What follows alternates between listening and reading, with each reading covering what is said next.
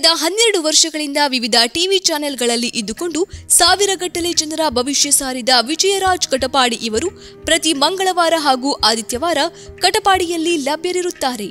ನಿಮ್ಮ ಜಾತಕವನ್ನು ವಿಮರ್ಶೆಗೆ ಒಳಪಡಿಸಿ ನಿಖರವಾದ ಭವಿಷ್ಯವನ್ನು ತಿಳಿಯಬಹುದು. ಜೊತೆಗೆ ಮದುವೆ ವಿಚಾರದಲ್ಲಿ ಸಮಸ್ಯೆಗಳು, ಪ್ರೀತಿ ಪ್ರೇಮ, ಹಣಕಾಸು, ಆರೋಗ್ಯ ಸಂಬಂಧಗಳು, ಕೋರ್ಟು ಕಚೇರಿ ಸಮಸ್ಯೆಗಳು, ನಾಗದೋಷ, ಪಿತೃಬಾಧೆ ಹಾಗೂ ಇನ್ನಿತರ ಎಲ್ಲಾ ಸಮಸ್ಯೆಗಳಿಗೆ ನೇರ ಭೇಟಿಯಾಗಿ ಪರಿಹಾರಗಳನ್ನು ಪಡೆಯಬಹುದು. ಮನೆ ಹಾಗೂ ಕಟ್ಟಡಗಳನ್ನು ಒಡೆಯದೆ ಮಹಾವಾಸ್ತು ಟೆಕ್ನಿಕ್ಗಳನ್ನು ಉಪಯೋಗಿಸಿ ವಾಸ್ತು ದೋಷಗಳನ್ನು ಸರಿಪಡಿಸಿಕೊಳ್ಳಲು ಹಿಂದೆ ಭೇಟಿ ನೀಡಿ.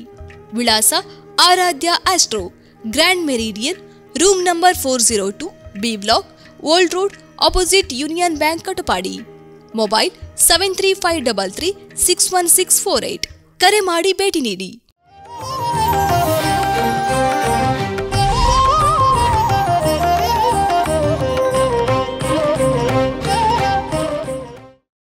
ನಮಸ್ತೆ ಪ್ರಿಯ ವೀಕ್ಷಕರಿಗೆಲ್ಲ ಶುಭ ಮುಂಜಾನೆ. ಸಂಖ್ಯಾ ಜ್ಯೋತಿಷ ನೇರ ಪ್ರಸಾರದ ಕಾರ್ಯಕ್ರಮಕ್ಕೆ ತಮಗೆಲ್ಲರಿಗೂ ಆತ್ಮೀಯವಾದ ಸ್ವಾಗತ. ನಾನು ನಿಮ್ಮ ವಿಜಯ ರಾಜ್. ಅಸತೋಮ ಸದ್ಗಮಯ ತಮಸೋಮ ಜ್ಯೋತಿರ್ಗಮಯ ಮೃತ್ಯುರ್ಮ ಅಮೃತಂಗಮಯ ಸತ್ಯಮೇವ ಜಯತೆ. ಓಂ ಶಾಂತಿ ಶಾಂತಿ ಶಾಂತಿ. ಓಂ ಸಾಯಿರಾಮ್. ಓಕೆ ವೀಕ್ಷಕರು, ಇವತ್ತಿನ ಕಾರ್ಯಕ್ರಮವನ್ನು ಪ್ರಾರಂಭ ಮಾಡಿಬಿಡೋಣ. ವಿಶೇಷವಾಗಿ ನಾನು ಧನಾಧಿಪತಿ ಎಲ್ಲೆಲ್ಲಿ ಬಂದಾಗ ಏನೇನಾಗುತ್ತೆ, ಹಣಕಾಸು ಯಾವ ರೂಪದಲ್ಲಿ ಬರುತ್ತೆ ಅಥವಾ ಅದಕ್ಕೆ ಬೇಕಾದಂಥ ಪರಿಹಾರ ಏನು ಮಾಡಿಕೊಳ್ಬೇಕು, ಸಿಂಪಲ್ ವೇ ಯಾವುದನ್ನು ನಾವು ಅನುಸರಿಸಬೇಕು ಅದರ ಬಗ್ಗೆ ಮಾತಾಡಿದ್ದೇನೆ. ಅದನ್ನು ಮತ್ತೆ ಇವತ್ತು ಕಂಟಿನ್ಯೂ ಮಾಡ್ತೇನೆ. ಒಂದು ರಾಶಿ ಮಾತ್ರ ಬಾಕಿ ಇದೆ. ಆನಂತರ ವಾಸ್ತುವಿನಲ್ಲಿ ಮಕ್ಕಳ ಎಜುಕೇಷನ್ಗೆ ಸಂಬಂಧಪಟ್ಟಂತೆ ನಾವು ಏನನ್ನು ಮಾಡ್ಕೊಳ್ಳಿಕ್ಕೆ ಸಾಧ್ಯತೆ ಉಂಟು ಅದರ ಬಗ್ಗೆ ಹೇಳ್ತಾ ಇದ್ದೆ. ಅದನ್ನು ಕೂಡ ಇವತ್ತು ಕಂಟಿನ್ಯೂ ಮಾಡಲಿಕ್ಕೆ ಪ್ರಯತ್ನ ಮಾಡ್ತೇನೆ. ಈಗ ವಿಶೇಷವಾಗಿ ಏನಾಗುತ್ತೆ, ಎಲ್ಲೊಂದು ಕಡೆ ನಿಮ್ಮ ಎರಡನೇ ಮನೆ ಅಧಿಪತಿ ಧನಾಧಿಪತಿ ಅಲ್ವಾ, ಧನಾಧಿಪತಿ, ಕುಟುಂಬಾಧಿಪತಿ, ಆನಂತರ ವಾಣಿಕಾರಕ ಅಲ್ವಾ, ವಾಣಿ ನಿಮ್ಮ ಹಣಕಾಸು, ವಾಣಿ ಮತ್ತು ಕುಟುಂಬ ಅದರ ಅಧಿಪತಿ, ಹಣಕಾಸು ಬರಬೇಕು. ಈಗ 12th ಹೌಸಲ್ಲಿ ಬಂದುಬಿಟ್ಟ ವ್ಯಯಸ್ಥಾನ ಅಲ್ವಾ. ಈ ವ್ಯಯಸ್ಥಾನಕ್ಕೆ ಜಾತಕದಲ್ಲಿ ಬಹಳಷ್ಟು ಮಹತ್ವ ಇದೆ. ಈ ವ್ಯಯಸ್ಥಾನ ಅಂತ ಏನಿದೆ ಅದು ಆ್ಯಕ್ಚುಲಿ ಇರುವಂಥದ್ದು ವ್ಯಯಸ್ಥಾನ ಅಂದರೆ ನಿಮ್ಮ ಬೆಡ್ರೂಮ್ ಲೈಫ್. ಅದು ವಿಶೇಷವಾಗಿ ಅಂದರೆ ರಿಲ್ಯಾಕ್ಸೇಷನ್ ಮಾಡುವಂಥದ್ದು, ನೀವು ಮೆಡಿಟೇಷನ್ ಮಾಡುವಂಥದ್ದು, ನೀವು ತೀರ್ಥಕ್ಷೇತ್ರ ಯಾತ್ರೆಗೆ ಹೋಗುವಂಥದ್ದು, ನಿಮ್ಮ ವಿದೇಶ ಪ್ರಯಾಣದು, ಆನಂತರ ನಿಮಗೆ ದಾನ ಧರ್ಮ ವಿಶೇಷವಾಗಿ ಮಾಡುವಂಥದ್ದು, ಅದು 12th ಹೌಸೇ ಆಗಿರ್ತದೆ, ಬಹಳ ವಿಶೇಷ. ಮತ್ತು ನಿಮಗೆ ಪಿತೃಗಳ ಆಶೀರ್ವಾದ ಏನು ಬರಬೇಕು ಅದು 12th ಹೌಸಲ್ಲಿರ್ತದೆ. ಅದಕ್ಕೇ ಹೆಚ್ಚಾಗಿ ಏನಾಗುತ್ತೆ, 12th ಹೌಸ್ ಏನು ಕಥೆ ಹೇಳುತ್ತೆ, ದಾನ ಮಾಡಿ ಅಂತ, ರೈಟ್ ತಾನೇ. ದಾನ ಮಾಡುವಂಥದ್ದು, ದಾನ ಮಾಡಿದ್ರು ಕೂಡ ಅದೇ ಹೇಗೆ ಅಂದರೆ 12th ಹೌಸಲ್ಲಿ ನೈಸರ್ಗಿಕ ಜನ್ಮಕುಂಡಲಿಯಲ್ಲಿ ಬರುವಂಥ ರಾಶಿ ಬಂದು ಅದು ಮೀನರಾಶಿ. ಮೀನರಾಶಿ ಅಟ್ರಿಬ್ಯೂಟ್ಸ್ ಹೇಗಿರ್ತದೆ ಅಂದರೆ ಅದರಲ್ಲಿ ಉಚ್ಚ ಫಲ ಕೊಡುವಂಥ ಪ್ಲಾನೆಟ್ಸ್ ಬಂದು ಶುಕ್ರನಾಗಿರ್ತಾನೆ, ಆನಂತರ ನೀಚ ಫಲ ಕೊಡುವಂಥ ಪ್ಲಾನೆಟ್ಸ್ ಬಂದು ಬುಧ ಆಗಿರ್ತಾನೆ, ಆನಂತರ ನ್ಯೂಟ್ರಲ್ ಆಗಿರುವಂಥದ್ದು ಅದರ ಓನ್ ಹೌಸಿನ ಪ್ಲಾನೆಟ್ ಬಂದು ಗುರುವಾಗಿರ್ತಾನೆ. ಸೊ ನೀವು ಎಷ್ಟು ದಾನ ಮಾಡ್ತೀರಾ ಅಷ್ಟು ನಿಮಗೆ ಉಚ್ಚ ಫಲವನ್ನು ಶುಕ್ರನಿಂದ ಪಡಿಬಹುದು ಅಂತ ಒಂದು ಇಂಡಿಕೇಶನ್, ರೈಟ್. ಅಥವಾ ಇದು ಅರ್ಥ ಮಾಡ್ಕೊಳ್ಬೇಕಲ್ವಾ. ಎಷ್ಟು ದಾನ ಮಾಡ್ತೀರಾ, ಎಷ್ಟು ಪ್ರಕೃತಿಗೆ ಕೊಡ್ತೀರಾ, ಎಷ್ಟು ನೀಡಿ ಪೀಪಲ್ಸ್ಗೆ ನಿಮ್ಮಿಂದ ಅದು ರೇಷನ್ ದಾನ ಮಾಡ್ತೀರಾ, ದುಡ್ಡು ದಾನ ಮಾಡ್ತೀರಾ, ಮನೆ ಕಟ್ಟಿ ಕೊಡ್ತೀರಾ, ನೀವೇನು ಬೇಕಾದ್ರೂ ಮಾಡಿ, ಏನು ಮಾಡ್ತೀರಾ ಅದೆಲ್ಲವೂ ನಿಮ್ಮ 12th ಹೌಸಲ್ಲಿರುವಂಥದ್ದು. ಹಾಗಾದ್ರೆ ಏನಾಗುತ್ತೆ, ಶುಕ್ರನಿಂದ ನಿಮಗೆ ಏನು ಲಕ್ಸುರಿ ಬರಬೇಕು, ಏನು ಫ್ಲೆಕ್ಸಿಬಿಲಿಟಿ ಬರಬೇಕು, ಯಾವ ರೀತಿಯ ಕಂಫರ್ಟೇಬಿಲಿಟಿ ಬರಬೇಕು ನಿಮಗೆ, ಅದೆಲ್ಲವೂ ಕೂಡ ಅಲ್ಲಿಂದ ಬರಲಿಕ್ಕೆ ಶುರುವಾಗುತ್ತೆ. ಯಾರು ದಾನನೇ ಮಾಡಲ್ಲ, ಮೇ ಬಿ ಅವರ ಲೈಫಲ್ಲಿ ಅವ್ರ ಲೈಫ್ ಹೇಗೆ ನಿಂತ ನೀರಿನಂತೆ, ಅದರಲ್ಲಿ ಮೂವ್ಮೆಂಟ್ ಇರಲ್ಲ, ಏನು ತುಂಬ ಗ್ರೋತ್ ಬರಬೇಕು, ಮೇ ಬಿ ಅದು ಬರಲಿಕ್ಕೆ ಬಿಡಲ್ಲ ಅಂತ ಒಂದು ಇಂಡಿಕೇಶನ್ ಅಂತೂ ಖಂಡಿತ ಇದ್ದೇ ಇರ್ತದೆ. ಈಗ ಧನಾಧಿಪತಿ 12ನೇ ಮನೆಯಲ್ಲಿ ಬಂದಾಗ ಒಂದಂತೂ ಕಥೆ ಹೇಳ್ತಾ ಇದ್ದಾನೆ, ಫುಡ್ಡನ್ನು ದಾನ ಮಾಡಬೇಕು, ಫುಡ್ಡನ್ನು ಡೊನೇಟ್ ಮಾಡಬೇಕು ಅಥವಾ ಹಣವನ್ನು ಡೊನೇಟ್ ಮಾಡಬೇಕಂತ ಒಂದು ಇಂಡಿಕೇಶನ್ ಅಂತೂ ಖಂಡಿತ ಬರ್ತಾ ಇದೆ. ಯಾರೆಲ್ಲ ಇದನ್ನು ಮಾಡ್ತಾರೆ, ಫುಡ್ಡನ್ನು ಡೊನೇಟ್ ಮಾಡ್ತಾರೆ, ದುಡ್ಡಿನ ವಿಚಾರದಲ್ಲಿ ಡೊನೇಟ್ ಮಾಡ್ತಾರೆ, ದುಡ್ಡನ್ನು ಯಾರಿಗಾದ್ರು ಕೊಟ್ಟು ಅವರ ಕಷ್ಟವನ್ನು ಪರಿಹಾರ ಮಾಡಲಿಕ್ಕೆ ನೋಡ್ತಾರೆ, ಅವರಿಗೆ ಲೈಫಲ್ಲಿ ಉಚ್ಚ ಫಲ ದೊರೆಯುವುದರಲ್ಲಿ ಇದರಲ್ಲಿ ಯಾವುದೇ ಸಂಶಯಗಳು 100% ಇಲ್ಲ. ಇನ್ನೊಂದೇನೆಂದರೆ ಮೀನರಾಶಿಯ ಬಣ್ಣ, ಅದಕ್ಕೊಂದು ಬಣ್ಣ ಇದೆ, ಅದು ಬಂದು ಬ್ಲ್ಯಾಕ್ ಕಲರ್. ಅದರ ಅರ್ಥ ಏನಂದರೆ ಅದು ನಂಬಿಕೆಗೆ ಸಂಬಂಧಪಟ್ಟಂಥ ರಾಶಿ. ಅಲ್ಲಿ ಬಹಳ ವಿಶೇಷವಾದ ನಂಬಿಕೆ ಬೇಕಾಗುತ್ತೆ ನಿಮಗೆ, ಆ ನಂಬಿಕೆಯನ್ನು ಬೆಳೆಸ್ಕೊಳ್ಬೇಕಾಗುತ್ತೆ. ಅದೇ ರೀತಿ ಯಾವತ್ತೂ ಕೂಡ ನೀವೇನೇ ದಾನ ಮಾಡಿದರೂ ಕೂಡ, ಯಾವುದೇ ರೀತಿ ಯಾರಿಗೆ ಹೆಲ್ಪ್ ಮಾಡಿದ್ರು ಕೂಡ ಅದನ್ನು ಯಾರ ಜೊತೆ ಹೇಳಿಕೊಳ್ಳುವಂತಿಲ್ಲ. ಆನಂತರ ನೀವು ಯಾವುದೇ ಕಾರಣಕ್ಕೆ ಅದನ್ನು ಫೇಸ್ಬುಕ್ಕಲ್ಲಿ ಆಗಲಿ, ಸ್ಟೇಟಸಲ್ಲಿ ಆಗಲಿ ಅಥವಾ ಡಂಗುರ ಸಾರ್ಕೊಳ್ಳೋದಾಗಲಿ ಅದನ್ನು ಮಾಡಬಾರ್ದು ಅಂತ ಉಂಟು. ಅದನ್ನು ಮಾಡಿದಾಗ ಏನಾಗುತ್ತೆ, ನೀವೇನು ದಾನ ಮಾಡಿದ್ದೀರಾ ಅದರ ಪುಣ್ಯದ ಫಲ ನಷ್ಟ ಆಗುವಂತಹ ಎಲ್ಲ ಸಾಧ್ಯತೆಗಳು ಇದ್ದೇ ಇರುತ್ತೆ. ಅದಕ್ಕೋಸ್ಕರ ಅದನ್ನು ಮಾಡಬೇಕು. ನಿಮ್ಮಷ್ಟಕ್ಕೆ ನೀವು ದಾನ ಮಾಡಿ ನೀವು ಸುಮ್ಮನೆ ಇದ್ದುಬಿಡಿ. ಅವಾಗ ಏನಾಗುತ್ತೆ, ನಿಮಗೆ ಯಾವ ರೀತಿಯ ಪ್ರಾಸ್ಪರಿಟಿ ಬರಬೇಕು, ನಿಮಗೆ ಯಾವ ರೀತಿಯ ಲೈಫಲ್ಲಿ ಆ ಒಂದು ಗೆಲುವು ಬರಬೇಕಂತ ಅದೆಲ್ಲವೂ ಕೂಡ ಬರಲಿಕ್ಕೆ ಸ್ಟಾರ್ಟ್ ಆಗುತ್ತೆ. ಧನಾಧಿಪತಿ 12ನೇ ಮನೆಯಲ್ಲಿ ಬಂದಾಗ ವಿದೇಶದಿಂದ ಧನಾಗಮನ ಬರುವಂಥದ್ದು, ಇನ್ವೆಸ್ಟ್ಮೆಂಟಿಂದ ಹಣಕಾಸು ಬರುವಂಥದ್ದು, ದಾನ ಧರ್ಮ ಮಾಡುವುದರಿಂದಲೂ ನಿಮಗೆ ನಿಮ್ಮ ಲೈಫಲ್ಲಿ ಗ್ರೋತ್ ಬರುವಂಥದ್ದು, ವಿದೇಶ ಪ್ರಯಾಣ ಮತ್ತು ವಿದೇಶ ಟ್ರಾವೆಲಿಂಗ್ ಮತ್ತು ಮಲ್ಟಿನ್ಯಾಷನಲ್ ಕಂಪನಿಗಳಿಂದ ಹಣಕಾಸು ಬರುವಂಥದ್ದು ಬಹಳ ವಿಶೇಷವಾದ ಒಂದು ಯೋಗ ಭಾಗ್ಯ ಅಲ್ಲಿ ಕ್ರಿಯೇಟ್ ಆಗುತ್ತೆ ಅಂತ ಒಂದು ಇಂಡಿಕೇಶನ್ ಇದೆ. ಅಥವಾ ನೀವೀಗ ವಿದೇಶಕ್ಕೆ ಹೋಗಿ ಹೋಗ್ಲಿಕ್ಕಾಗಲಿಲ್ಲ, ನೀವು ಇಂಡಿಯಾದಲ್ಲಿ ಇದ್ದೀರಿ ಅಂದಾಗ ನಿಮಗೇನು ಸ್ಯಾಲ್ರಿ ಬರುತ್ತೆ ಅದರಲ್ಲಿ ಸ್ವಲ್ಪ ಹಣವನ್ನು ಮಿಗಿಸಿಟ್ಟು ಅದನ್ನು ದಾನ ಮಾಡೋದ್ರ ಮುಖಾಂತರ ನಿಮಗೆ ಸ್ಯಾಲ್ರಿಯ ವಿಚಾರದಲ್ಲಿ ಇನ್ಕ್ರೀಸ್ ಆಗುತ್ತೆ, ಲಾಭದ ವಿಚಾರದಲ್ಲಿ ಕೂಡ ಅದು ಇನ್ಕ್ರೀಸ್ ಆಗಲಿಕ್ಕೆ ಸ್ಟಾರ್ಟ್ ಆಗುತ್ತೆ. ಇಷ್ಟನ್ನಂತೂ ಖಂಡಿತ ಫಾಲೋ ಮಾಡ್ಬೋದು. ಕತೆ ಅದೇ ಹೇಳ್ತಾ ಉಂಟು, ದಾನ ಮಾಡಬೇಕಂತಲೇ ಕತೆ ಹೇಳ್ತಾ ಉಂಟು. ಯಾರು ದಾನ ಮಾಡ್ತಾರೆ ಅವರಿಗೆ ಲೈಫಲ್ಲಿ ಅದೇನು ಉನ್ನತ ಮಟ್ಟ ಬೇಕು, ಅದೇನು ಲಕ್ಸುರಿ ಬೇಕು, ಅದೇನು ಫ್ಲೆಕ್ಸಿಬಿಲಿಟಿ ಬೇಕು, ಕಂಫರ್ಟೆಬಿಲಿಟಿ ಬೇಕು, ಅದೆಲ್ಲವೂ ಕೂಡ ಅವರ ಪಾಲಿಗೆ ಬರಲಿಕ್ಕೆ ಶುರುವಾಗುತ್ತೆ. ಸೊ ಇದನ್ನು ಅರ್ಥ ಮಾಡ್ಕೊಳ್ಬೇಕು. ಆ ಜಾತಕ ಇರುವುದು ಯಾಕೆಂದರೆ ಜಾತಕ ಏನು ಕಥೆ ಹೇಳುತ್ತೆ ನೋಡಪ್ಪ, ನಿನ್ನ ಜಾತಕದಲ್ಲಿ ಇಂತಿಂಥ ಕಡೆಯಲ್ಲಿ ನಾವೆಲ್ಲ ಕೂತಿದ್ದೇವೆ, 9 ಪ್ಲಾನೆಟ್ಸ್ ಕೂಡ ಇಂತಿಂಥ ಒಂದು ರಿಸಲ್ಟನ್ನು ಪ್ರೊಡ್ಯೂಸ್ ಮಾಡ್ತೇವೆ.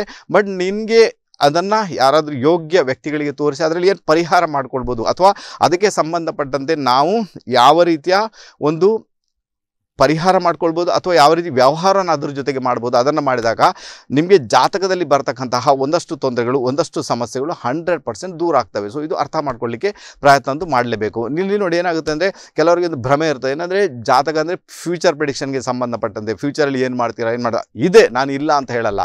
ಬಟ್ ಅದಕ್ಕಿಂತಲೂ ಹೆಚ್ಚಾಗಿ ಜಾತಕ ಇರುವಂಥದ್ದು ಏನಂದರೆ ನಿಮಗೆ ಯಾವ ಪಾರ್ಟಲ್ಲಿ ಪ್ರಾಬ್ಲಮ್ ಬರ್ತಾ ಉಂಟು, ಆ ಪ್ರಾಬ್ಲಮ್ಗೆ ಸಂಬಂಧಪಟ್ಟಂತೆ, ಆ ಸಮಸ್ಯೆಗೆ ಸಂಬಂಧಪಟ್ಟಂತೆ ನೀವು ಯಾವ ರೀತಿ ಪರಿಹಾರಗಳನ್ನು ಮಾಡ್ಕೊಳ್ಳಿಕ್ಕೆ ನಿಮ್ಮಿಂದ ಸಾಧ್ಯತೆ ಉಂಟು ಅಥವಾ ನೀವು ಮಾಡ್ಕೊಳ್ಬೇಕು, ಅದನ್ನು ಮಾತ್ರ ನಿಮ್ಮ ಜಾತಕ ಕತೆ ಹೇಳುತ್ತೆ. ಇದು ಬಹಳ ವಿಶೇಷವಾಗಿರುವಂಥದ್ದು. ಯಾರು ಬೇಕಾದನ್ನು ಫಾಲೋ ಮಾಡಿ ನೋಡಬೇಕು, ರೈಟ್ ತಾನೇ? ಸೊ ಅದಕ್ಕೆ ನಿಮಗೆ ನಿಮ್ಮ ಕಷ್ಟಗಳಿಗೆ ಸಂಬಂಧಪಟ್ಟಂತೆ ದಾರಿದೀಪ ಏನುಂಟು ಅದು ನಿಮ್ಮ ಜಾತಕ. ಆ ಜಾತಕದಲ್ಲಿ ಪರಿಹಾರಗಳಿರ್ತವೆ, ಆ ಜಾತಕದಲ್ಲಿ ಕೆಲವೆಲ್ಲ ಸೊಲ್ಯೂಷನ್ಸ್ ಇರ್ತವೆ. ಅದನ್ನು ಮಾಡಿದಾಗ ಏನಾಗುತ್ತೆ, ಯಾವುದೇ ಪಾರ್ಟಲ್ಲಿ ಬರ್ತಕ್ಕಂಥ ಸಮಸ್ಯೆನೂ ನಿವಾರಣೆ ಆಗುತ್ತೆ. ಈಗ ಮನೆ ಕಟ್ಟಲಿಕ್ಕೆ ಆಗಲಿಲ್ಲ, ಭೂಮಿ ವಿಚಾರ ಹೋಗ್ಲಿಕ್ಕೆ ಆಗಲಿಲ್ಲ, 4ನೇ ಮನೆಗೆ ಸಂಬಂಧಪಟ್ಟಂತೆ ಸೊಲ್ಯೂಷನ್ ಮಾಡಬೇಕಾಗುತ್ತೆ. ಕೆಲಸನೇ ಇಲ್ಲ, 10ನೇ ಮನೆಗೆ ಸಂಬಂಧ ಸೊಲ್ಯೂಷನ್ ಮಾಡಬೇಕಾಗುತ್ತೆ. ಮದುವೆ ಆಗಿಲ್ಲ, 7th ಹೌಸ್ಗೆ ಸಂಬಂಧಪಟ್ಟಂತೆ ಸೊಲ್ಯೂಷನ್ ಮಾಡಬೇಕಾಗುತ್ತೆ. ಗ್ರೋತೇ ಇಲ್ಲ, ಮನೆಯಿಂದ ಹೊರಗೆ ಹೋಗ್ಲಿಕ್ಕೆ ಆಗುವುದಿಲ್ಲ ಅಥವಾ ಮೂವ್ಮೆಂಟೇ ಇಲ್ಲ, ಅಥವಾ 3rd ಹೌಸ್ಗೆ ಸಂಬಂಧಪಟ್ಟಂತೆ ನೀವು ಸೊಲ್ಯೂಷನ್ ಮಾಡಬೇಕಾಗುತ್ತೆ. ಮಕ್ಕಳೇ ಇಲ್ಲ, ಎಜುಕೇಷನ್ ಇಲ್ಲ, 5ನೇ ಮನೆಗೆ ಸಂಬಂಧಪಟ್ಟಂತೆ ಸೊಲ್ಯೂಷನ್ ಮಾಡಬೇಕಾಗುತ್ತೆ. ಆರೋಗ್ಯ ಸರಿ ಇಲ್ಲ, ಯಾವಾಗಲೂ ಆರೋಗ್ಯದಲ್ಲಿ ಸಮಸ್ಯೆ, ಹಣಕಾಸಿನ ಮುಗ್ಗಟ್ಟು, ಸಾಲ ಸೋಲ, ಶತ್ರುಕಾಟ, 6ನೇ ಮನೆಗೆ ಸಂಬಂಧಪಟ್ಟಂತೆ ಸೊಲ್ಯೂಷನ್ ಮಾಡಬೇಕಾಗುತ್ತೆ. ಯಾವಾಗೆಲ್ಲ ನಿಮಗೆ ಅಚಾನಕ್ಕಾಗಿ ಪ್ರಾಬ್ಲಮ್ ಆಗುತ್ತೆ, ಆಕ್ಸಿಡೆಂಟ್ ಆಗುತ್ತೆ, ಕೆಳಗೆ ಬೀಳ್ತೀರಾ, ತುಂಬ ಜನ ಇನ್ಸಲ್ಟ್ ಮಾಡ್ತಾರೆ, 8ನೇ ಮನೆಗೆ ಸಂಬಂಧಪಟ್ಟಂತೆ ಸೊಲ್ಯೂಷನ್ ಮಾಡಬೇಕಾಗುತ್ತೆ. ಆ್ಯಸ್ ಆನ್ ಈ ರೀತಿಯಾಗಿ ನಾವು ಅದನ್ನು ಕೆಟಗರೈಸ್ ಮಾಡಿಕೊಂಡು ಸೊಲ್ಯೂಷನ್ ಮಾಡಬೇಕಾದಂತಹ ಅನಿವಾರ್ಯತೆ. ಆವಾಗ ಏನಾಗುತ್ತೆ, ನಿಮಗೆ ಯಾವ ರೂಪದಲ್ಲಿ ಸಮಸ್ಯೆ ಕ್ರಿಯೇಟ್ ಆಗ್ಕೊಂಡು ಮೇ ಬಿ ಆ ಸಮಸ್ಯೆಗಳು ನಿವಾರಣೆ ಆಗುವಂಥ ಎಲ್ಲ ಸಾಧ್ಯತೆಗಳು ಇದ್ದೇ ಇರ್ತವೆ. ಒಂದಂತೂ ನೆನ್ಪಿಟ್ಕೊಳ್ಬೇಕು, ಏನಂದರೆ ಜಾತಕದಲ್ಲಿ ಬಹಳ ವಿಶೇಷವಾಗಿ ನೆನ್ಪಿಟ್ಕೊಳ್ಳಿ, ನೀವು ಯಾರಿಗಾದ್ರೂ ತೊಂದರೆ ಕೊಟ್ಟಿರಿ, ಉಪದ್ರ ಕೊಟ್ಟಿರಿ, ಮೋಸ ಮಾಡಿದ್ರಿ, ಅಥವಾ ಏನಾದರೂ ನಿಮ್ಮಿಂದ ಅವ್ರು ನೋವು ಅನುಭವಿಸಿದ್ರು, ಅವ್ರು ನಾಳೆ ಕಣ್ಣೀರಾಗ್ತಾರೆ, ನಿಮ್ಮಿಂದಾಗಿ ಸಮಸ್ಯೆ ಆಯಿತು, ನಿಮ್ಮಿಂದಾಗಿ ನಾವು ತೊಂದರೆ ಅನುಭವಿಸ್ತಿದ್ದೇವೆ, ನಿಮ್ಮಿಂದ ಕಣ್ಣೀರಾಗ್ತದೆ. ಸೊ ಆವಾಗ ಏನಾದ್ರು ಅದಕ್ಕಿಂತ ದೊಡ್ಡ ಶಾಪ ಯಾವುದು ಕೂಡ ಇಲ್ಲ. ಅದಕ್ಕೋಸ್ಕರ ಯಾರ ಮನಸ್ಸನ್ನು ನೋಯಿಸುವಂಥದ್ದು ಒಳ್ಳೆಯ ಲಕ್ಷಣದ ಖಂಡಿತ ಅಲ್ಲ. ನಿಮಗೆ ಆಗುವುದಿಲ್ಲ, ಅವರಿಂದ ದೂರ ಇರಿ ಅಂತ ಹೇಳ್ತೇನೆ. ಯಾವುದೇ ಕಾರಣಕ್ಕೂ ಅವ್ರಿಗೆ ಇನ್ಸಲ್ಟ್ ಮಾಡೋದಾಗಲಿ, ಅವ್ರಿಗೆ ತೊಂದರೆ ಕೊಡೋದಾಗಲಿ, ಅಥವಾ ಅವರ ಮನಸ್ಸು ನೋಯಿಸೋದಾಗಲಿ ಯಾವುದೇ ಕಾರಣಕ್ಕೂ ಯಾವುದೇ ಮನುಷ್ಯ ಅದನ್ನು ಮಾಡಲೇಬಾರ್ದು ಅಂತ ಒಂದು ಮಾಡಿದರೆ ಏನಾಗುತ್ತೆ, ಖಂಡಿತ ನಿಮ್ಮ ವಿಚಾರವಾಗಿ ಅವರೇನಾದರೂ ಅಲ್ಲಿ ಕಣ್ಣೀರು ಹಾಕಿದ್ರು ಅಂದಾಗ ಮತ್ತೆ ಲೈಫ್ ಲಾಂಗ್ ನಿಮ್ಗೆ ಏನುಂಟು ಆ ಒಂದು ಬರ್ಕತ್ ಬರಲಿಕ್ಕೆ ಏನುಂಟು ಅಥವಾ ಆ ಒಂದು ಪ್ರಾಸ್ಪರಿಟಿ ಬರಲಿಕ್ಕೆ ನಿಮಗೆ 100% ಅದು ಬಿಡಲ್ಲ. ಅದು ಬಹಳ ಜಾಗೃತರಾಗಿರಬೇಕಾಗುತ್ತೆ. ನೀವೇನೇ ತಪ್ಪು ಮಾಡಿದ್ರು ಕೂಡ ಒಂದು ಭಾವದಲ್ಲಿ ಅದಕ್ಕೆ ಸಂಬಂಧಪಟ್ಟಂಥ ತೊಂದರೆ ಕ್ರಿಯೇಟ್ ಆಗುತ್ತೆ. ಈಗ ಫಾರ್ ಎಕ್ಸಾಂಪಲ್ ಹೇಳಬೇಕಾದ್ರೆ ಪಬ್ಲಿಕ್ಕಿಗೆ ತೊಂದರೆ ಕೊಟ್ಟರೆ ನೀವು ಯಾವುದೋ ಒಂದು ರೂಪದಲ್ಲಿ, ರೈಟ್ ತಾನೆ? ಈಗ ಎಲ್ಲೋ ಒಂದು ಕಡೆ ಗಾಡಿ ನಿಲ್ಲಿಸೋ ಜಾಗದಲ್ಲಿ ನೀವು ಆಣಿಗಳನ್ನು ಹಾಕಿಟ್ರಿ, ಈಗ ಟೈರ್ ಪಂಚರ್ ಆಗಲಿ ಅಂತ, ಪಬ್ಲಿಕ್ಕಿಗೆ ತೊಂದರೆ ಆಯಿತು. ಇನ್ನೇನೋ ಅಲ್ಲಿ ರಸ್ತೆಗೆ ಅಡ್ಡಲಾಗಿ ಹಾಕಿಡುವುದು, ಇದು ಹೋಗಬಾರ್ದು ಯಾರು ಅಂತ, ಪಬ್ಲಿಕ್ಕಿಗೆ ಮತ್ತೆ ತೊಂದರೆ ಆಯಿತು ಅಲ್ವಾ? ನಿಮ್ಮ ಗೇಟಿನ ಎದುರಿಗೆ ಯಾರಾದರೂ ಗಾಡಿ ನಿಲ್ಲಿಸಿದರೆ ಆ ಗಾಡಿಗೆ ಹಾನಿ ಉಂಟು ಮಾಡೋದು, ಮತ್ತೆ ಪಬ್ಲಿಕ್ಕಿಗೆ ತೊಂದರೆ ಆಯಿತು. ಸೊ ಏನಾದರೂ ಒಂದು ಪಬ್ಲಿಕ್ಕಿಗೆ ತೊಂದರೆ ಮಾಡ್ತಾ ಇದ್ದರೆ ಯಾವುದೋ ಒಂದು ರೂಪದಲ್ಲಿ ಅಂದಾಗ ನಿಮ್ಮ 4th ಹೌಸ್ ಅಂದರೆ 4ನೇ ಮನೆಯಲ್ಲಿ ಅದರ ಬ್ಯಾಡ್ ಇಂಪ್ಯಾಕ್ಟ್ ಅನ್ನೋದು ಬರಲಿಕ್ಕೆ ಸ್ಟಾರ್ಟ್ ಆಗಿದೆ. ಆವಾಗ ಏನಾಗುತ್ತೆ, ನಿಮಗೆ ಒಂದನೇದಾಗಿ ನಿಮಗೆ ಸುಖ ಸಿಗಲಿಕ್ಕೆ ಬಿಡಲ್ಲ, ಎರಡನೇದಾಗಿ ಹಾರ್ಟ್ ರಿಲೇಟೆಡ್ ಪ್ರಾಬ್ಲಮ್ ಕ್ರಿಯೇಟ್ ಆಗುತ್ತೆ, ಮೂರನೇದಾಗಿ ಮನೆ ಮಾಡಲಿಕ್ಕೆ ಕನ್ಸ್ಟ್ರಕ್ಷನ್ ಮಾಡಲಿಕ್ಕೆ ಬಿಡೋದಿಲ್ಲ. ಒಂದು ವೇಳೆ ನೀವು ಕನ್ಸ್ಟ್ರಕ್ಷನ್ ಮಾಡಿದ್ರು ಕೂಡ ಅಲ್ಲಿ ನಿಮಗೆ ನೆಮ್ಮದಿ ಅಂತ ಬರುವುದೇ ಇಲ್ಲ. ಸೊ ಇದು ಪರಿಸ್ಥಿತಿ ಅಂತ. ಅದಕ್ಕೇ ಪಬ್ಲಿಕ್ಕಿಗೆ ತೊಂದರೆ ಕೊಟ್ಟರೆ ನೋಡಿ ಎಲ್ಲಿಂದ ಪ್ರಾಬ್ಲಮ್ ಕ್ರಿಯೇಟ್ ಆಯಿತು, ರೈಟ್ ತಾನೆ? ಸೊ ಅದಕ್ಕೋಸ್ಕರ ಈ ಪಬ್ಲಿಕ್ಕಿಗೆ ತೊಂದರೆ ಕೊಡೋದಿದೆಯಲ್ವಾ, ಇದು ದೊಡ್ಡ ಮಟ್ಟಿಗೆ ಸಮಸ್ಯೆಯನ್ನು ಕ್ರಿಯೇಟ್ ಮಾಡುವಂಥ ಎಲ್ಲ ಸಾಧ್ಯತೆಗಳು ಇದ್ದೇ ಇರ್ತವೆ. ಅದಕ್ಕೋಸ್ಕರ ನಾನು ಹೇಳ್ತೀನಿ, ನ್ಯೂಟ್ರಲ್ ಆಗಿರಲಿಕ್ಕೆ ಪ್ರಯತ್ನ ಮಾಡಿ, ನಿಮ್ಮಿಂದ ಆಯಿತು ಹೆಲ್ಪ್ ಮಾಡಿ, ಆಗಿಲ್ಲ ಸುಮ್ಮನೆ ಎದ್ದು ಬಿಡಿ ಅಂತ ಹೇಳ್ತೇನೆ. ಆವಾಗ ನಿಮಗೆ ಬರ್ತಕ್ಕಂಥ ಸಮಸ್ಯೆಗಳು 100% ಬರುವುದೇ ಇಲ್ಲ ಅಂತ ಒಂದು ಇಂಡಿಕೇಶನ್ ಇದೆ. ಇನ್ನೊಂದು ವಿಚಾರ ಏನಂದರೆ, ಜಾತಕದಲ್ಲಿ ಪ್ಲಾನೆಟರಿ ಪೊಸಿಷನ್ ಅಂತ ಇರುತ್ತಲ್ಲೋ ಅದು ಕಥೆ ಹೇಳುತ್ತೆ, ನಾನು ಯಾಕೆ ಇಲ್ಲಿದ್ದೇನೆ ಅಂತ, ನಾನು ಯಾಕೆ ಇಲ್ಲಿ ಬಂದು ಸೇರ್ಕೊಂಡ್ಬಿಟ್ಟಿದ್ದೆ. ಈಗ ಫಾರ್ ಎಕ್ಸಾಂಪಲ್ ಹೇಳ್ತೀನಿ ನಿಮಗೆ, 4ನೇ ಮನೆಯಲ್ಲಿ ಶನಿ ಬಂದುಬಿಟ್ಟ, ಯಾವುದೇ ರಾಶಿ ಯಾವುದೇ ಲಗ್ನ, 4th ಹೌಸಲ್ಲಿ ಶನಿ ಇದ್ದಾನೆ ಅಂತ ಇಟ್ಕೊಳ್ಳಿ. ಸೊ ಅದು ಏನು ಕಥೆ ಹೇಳ್ಕೊಂಡು, ಒಂದು ಜನ್ಮದಲ್ಲಿ ನೀನು ಬೇರೆಯವರ ಊಟ ಅಥವಾ ಅನ್ನವನ್ನು ಕದ್ದುಕೊಂಡು ತಿಂದಿದ್ಯಾ, ಕದ್ದುಕೊಂಡು ನೀನು ಅದನ್ನು ಸೇವನೆ ಮಾಡಿದ್ಯಾ, ಅದಕ್ಕೆ ಶನಿ ಮಹಾರಾಜ 4ನೇ ಮನೆಯಲ್ಲಿ ಬಂದುಬಿಟ್ಟಿದ್ದಾನೆ. ಈಗ ಸೊ ಈಗೇನು ಕಥೆ ಹೇಳ್ತಾ ಇದ್ದಾನೆ ಶನಿ ಮಹಾರಾಜ, ಏನು ಹೇಳ್ತಾನೆ, 4ನೇ ಮನೆಯಲ್ಲಿ ಇದ್ದಾನಂದಾಗ ಈಗ ನೀವು ಫುಡ್ ಡೊನೇಟ್ ಮಾಡಬೇಕಂತಲೇ ಹೇಳ್ತಾ ಸಂಪಾದನೆ, ಯಾವಾಗ ಪಬ್ಲಿಕ್ಕಿಗೆ ಫುಡ್ ಡೊನೇಟ್ ಮಾಡ್ತೀರಾ, ನೀಡಿ ಪೀಪಲ್ಸ್ಗೆ ಫುಡ್ ಡೊನೇಟ್ ಮಾಡ್ತೀರಾ, ಆವಾಗ ಅಲ್ಲಿ ಬರ್ತಕ್ಕಂಥ ತೊಂದರೆಯನ್ನು ನಿವಾರಣೆ ಆಗುತ್ತೆ. ಈಗ ಇನ್ನೊಂದು ಎಕ್ಸಾಂಪಲ್ ಕೊಡ್ತೇನೆ. ಯಾವುದೇ ಲಗ್ನ ಮೇಷ ಲಗ್ನ ಜಾತಕ ಅಂತ ಇಟ್ಕೊಳ್ಳಿ. 4ನೇ ಮನೆಯಲ್ಲಿ ಕರ್ಕಾಟಕ ರಾಶಿ ಇದೆ, ಅಲ್ಲಿ ಶನಿ ಬಂದುಬಿಟ್ಟ. ಮೇಷ ಲಗ್ನ ಜಾತಕ 4ನೇ ಮನೆಯಲ್ಲಿ ಕರ್ಕಾಟಕ ರಾಶಿ, ಅಲ್ಲಿ ಶನಿ ಮಹಾರಾಜ ಬಂದುಬಿಟ್ಟ. ಅಥವಾ ನೀವೇನು ಮಾಡಿರ್ತೀರಾ, ಒಂದು ಜನ್ಮದಲ್ಲಿ ನೀರನ್ನು ಕಲುಷಿತಗೊಳಿಸಿರ್ತೀರಾ, ಅದಕ್ಕೆ ಆ ನೀರಿಗೆ ತೊಂದರೆ ಕೊಟ್ಟಿರ್ತೀರಾ, ಅಥವಾ ನೀರಿನ ವಿಚಾರದಲ್ಲಿ ಜನರಿಗೆ ತೊಂದರೆ ಕೊಟ್ಟಿರ್ತೀರಾ, ಅಥವಾ ನೀರನ್ನು ಯಾವುದೋ ಒಂದು ರೂಪದಲ್ಲಿ ಕಸ ಕಡ್ಡಿಗಳನ್ನು ಹಾಕಿ ಕಚರ ಹಾಕಿ ಅದನ್ನು ಕಲುಷಿತ ಮಾಡಿರ್ತೀರಾ, ಬೇರೆಯವರಿಗೆ ಕುಡಿಯದೇ ಆಗದೇ ಇರುವಂತೆ ನೀರನ್ನು ನೀವು ಸಂಗ್ರಹಣೆ ಮಾಡಿರ್ತೀರಾ, ಅಥವಾ ಅದಕ್ಕೆ ತೊಂದರೆ ಕೊಟ್ಟಿರ್ತೀರಾ. ಅದಕ್ಕೆ ಏನಾಯಿತು, ಶನಿ ಮಹಾರಾಜ ಕರ್ಕಾಟಕ ರಾಶಿಯಲ್ಲಿ 4ನೇ ಮನೆಯಲ್ಲಿ ಬಂದಿದ್ದಾನೆ. ಈಗ ನಿಮ್ಗೆ ಏನಾಗುತ್ತೆ, ಎಲ್ಲೋ ಒಂದು ಕಡೆ ನೀವು ಎಲ್ಲೇ ಹೋದ್ರೂ ಕೂಡ ನಿಮಗೆ ನೀರಿನ ಪ್ರಾಬ್ಲಮ್, ನೀರಿನ ಅಭಾವ ಬರುವಂಥ ಎಲ್ಲ ಸಾಧ್ಯತೆಗಳು, ಅಥವಾ ನಿಮ್ಮ ಮಾನಸಿಕ ನೆಮ್ಮದಿ ಟೋಟಲಿ ಡಿಸ್ಟ್ರಾಯ್ ಆಗುತ್ತೆ. ನಿಮ್ಮ ತಾಯಿ ಏನಿರ್ತಾರೆ ತುಂಬ ಕಷ್ಟಪಡ್ತಾರೆ. ನಿಮ್ಮ ಫ್ಯಾಮಿಲಿಯಲ್ಲಿ ನಿಮ್ಮ ಒಡ ಹುಟ್ಟಿದವರು ಯಾರಾದರೂ ತುಂಬಾ ತೊಂದರೆಗೆ ಒಳಗಾಗ್ತಾರೆ. ತಂದೆಯ ಆಯುಷ್ಯದಲ್ಲಿ ಪ್ರಾಬ್ಲಮ್ ಕ್ರಿಯೇಟ್ ಆಗುತ್ತೆ, ಮಕ್ಕಳ ವಿಚಾರದಲ್ಲಿ ಸಮಸ್ಯೆ ಕ್ರಿಯೇಟ್ ಆಗುತ್ತೆ. ನಿಮಗೆ ಮದುವೆ ಆದಾಗ ನಿಮ್ಮ ಪಾರ್ಟ್ನರ್ಗೆ ಯಾವ ರೀತಿಯ ಒಂದು ಇನ್ಕಮ್ ಬರಬೇಕು, ಅಥವಾ ಒಳ್ಳೆ ಕೆಲಸ, ಆ ಕೆಲಸದಲ್ಲಿ ಡಿಸ್ಟರ್ಬೆನ್ಸ್ ಆಗುತ್ತೆ. ಇದೆಲ್ಲವನ್ನು ಕೂಡ ನೀವು ಎದುರಿಸಬೇಕಾಗುತ್ತೆ. ಮೇಷಲಗ್ನ ಜಾತಕ 4ನೇ ಮನೆಯಲ್ಲಿ ಶನಿ ಮಹಾರಾಜ ಕರ್ಕಾಟಕ ರಾಶಿಯಲ್ಲಿ ಪ್ರಾಬ್ಲಮ್ ಆಯ್ತು ಈಗ ಅಲ್ವಾ. ಸೊ ಇದೆಲ್ಲ ನೋಡಿ, ಅದಕ್ಕೇನೆ ಹೇಳೋದು. ಸೊ ಒಂದು ಜಾತಕವನ್ನು ತೋರಿಸಿದಾಗ ನಿಮಗೆ ಎಕ್ಸಾಕ್ಟಾಗಿ ಗೊತ್ತಾಗಬೇಕು, ನನಗೆ ಈ ಪಾರ್ಟಲ್ಲಿ ಯಾಕೆ ತೊಂದರೆ ಬರ್ತಾ ಉಂಟು, ನಾನು ಏನು ಮಾಡಿದರೆ ಈ ತೊಂದರೆಯಿಂದ ಪಾರಾಗ್ಬೋದು. ಯಾಕಂದರೆ ನೀವು ಏನೇ ಮಾಡಿದರೂ ಕೂಡ ಒಂದು ಭಾವ ಅದು ಇನ್ಫ್ಲುಯೆನ್ಸ್ಗೆ ಒಳಗಾಗುತ್ತೆ. ಒಂದು ಭಾವದಲ್ಲಿ ಅದರ ಸಮಸ್ಯೆ ಬಂದೇ ಬರುತ್ತೆ. ಮಾತಾಡ್ತೀನಿ ಈ ಬಗ್ಗೆ ಇಂಟ್ರೆಸ್ಟಿಂಗ್ ವಿಚಾರಗಳನ್ನು. ಕರೆಯಲ್ಲಿದ್ದಾರೆ, ಜಸ್ಟ್ ಮಾತಾಡಬೇಡ. ಹಲೋ ನಮಸ್ತೆ. ಹಲೋ ನಮಸ್ತೆ. ಯಾರು ಮಾತಾಡ್ತಿದ್ರಮ್ಮ, ಎಲ್ಲಿಂದ? ಓಕೆ, ಯಾರ ಬಗ್ಗೆ ತಿಳ್ಕೊಬೇಕಮ್ಮ? ಅಮ್ಮ ಯಾರ ಬಗ್ಗೆ ತಿಳ್ಕೊಬೇಕು ಹೇಳಿ ತಾಯಿ. ನಮ್ಮ ಮೊಮ್ಮಗ ಹುಟ್ಟಿದಾನೆ, ಅವ್ರ ಹೆಸರು ಏನಂತ ಬರುತ್ತೆ. ಓಕೆ, ಸ್ವಲ್ಪ ನೆಟ್ವರ್ಕ್ ಇರೋ ಪ್ಲೇಸಿಗೆಲ್ಲ ಬಂದು ಮಾತಾಡಿ, ಇಲ್ಲಾಂದರೆ ಕರೆ ಕಟ್ ಆಗುತ್ತೆ, ನಮಗೆ ಆಗಲ್ಲ. ಟ್ರೈ ಮಾಡಿ. ಓಕೆ, ಸೊ ಗೊತ್ತಾಯ್ತು ಈಗ ಅಲ್ವಾ. ಅದಕ್ಕೋಸ್ಕರ ಹೇಳ್ತೀನಿ ಏನಂದರೆ, ಜಾತಕದಲ್ಲಿ ನೋಡಿ, ಈಗ ಫಾರ್ ಎಕ್ಸಾಂಪಲ್ ಹೇಳ್ತೀನಿ ನಿಮಗೆ, ಇನ್ನೊಂದು ಎಕ್ಸಾಂಪಲ್ ಕೊಡ್ತೀನಿ ಕೇಳಿಸ್ಕೊಳ್ಳಿ. ಈಗ ಕೆಲವರಿಗೆಲ್ಲ ಮಕ್ಕಳಾಗೋದಿಲ್ಲ, ಅಥವಾ ಕೆಲವರಿಗೆಲ್ಲ ಏನಾಗುತ್ತೆ, ಮಕ್ಕಳಾದರೆ ಮಕ್ಕಳಿಗೆ ಹೆಲ್ತ್ ರಿಲೇಟೆಡ್ ತುಂಬಾ ಪ್ರಾಬ್ಲಮ್ ಇರ್ತದೆ. ಕೆಲವೊಮ್ಮೆ ಅವ್ರಿಗೆ ಹಾರ್ಟ್ ರಿಲೇಟೆಡ್ ಪ್ರಾಬ್ಲಮ್ ಬರ್ಬೋದು, ಹಾರ್ಟಲ್ಲಿ ಹೋಲ್ ಬರ್ಬೋದು, ಅಥವಾ ಇನ್ನಿತರ ಯಾವುದೇ ಸಮಸ್ಯೆಗಳು ಮಕ್ಕಳಿಗೆ ಬರ್ತವೆ. ಬ್ರೀತಿಂಗ್ ಪ್ರಾಬ್ಲಮ್ ಕ್ರಿಯೇಟ್ ಆಗ್ಬೋದು, ಅವ್ರಿಗೆ ಜಾಂಡಿಸ್ ಆಗುತ್ತೆ. ಜಾಂಡಿಸ್ ಮಾಮೂಲಿಯಾಗಿ ಆಗಿರುವಂಥದ್ದು, ಬಟ್ ICU ಇಟ್ಟಾಗೋದು ಸರಿಯಾಗುತ್ತೆ.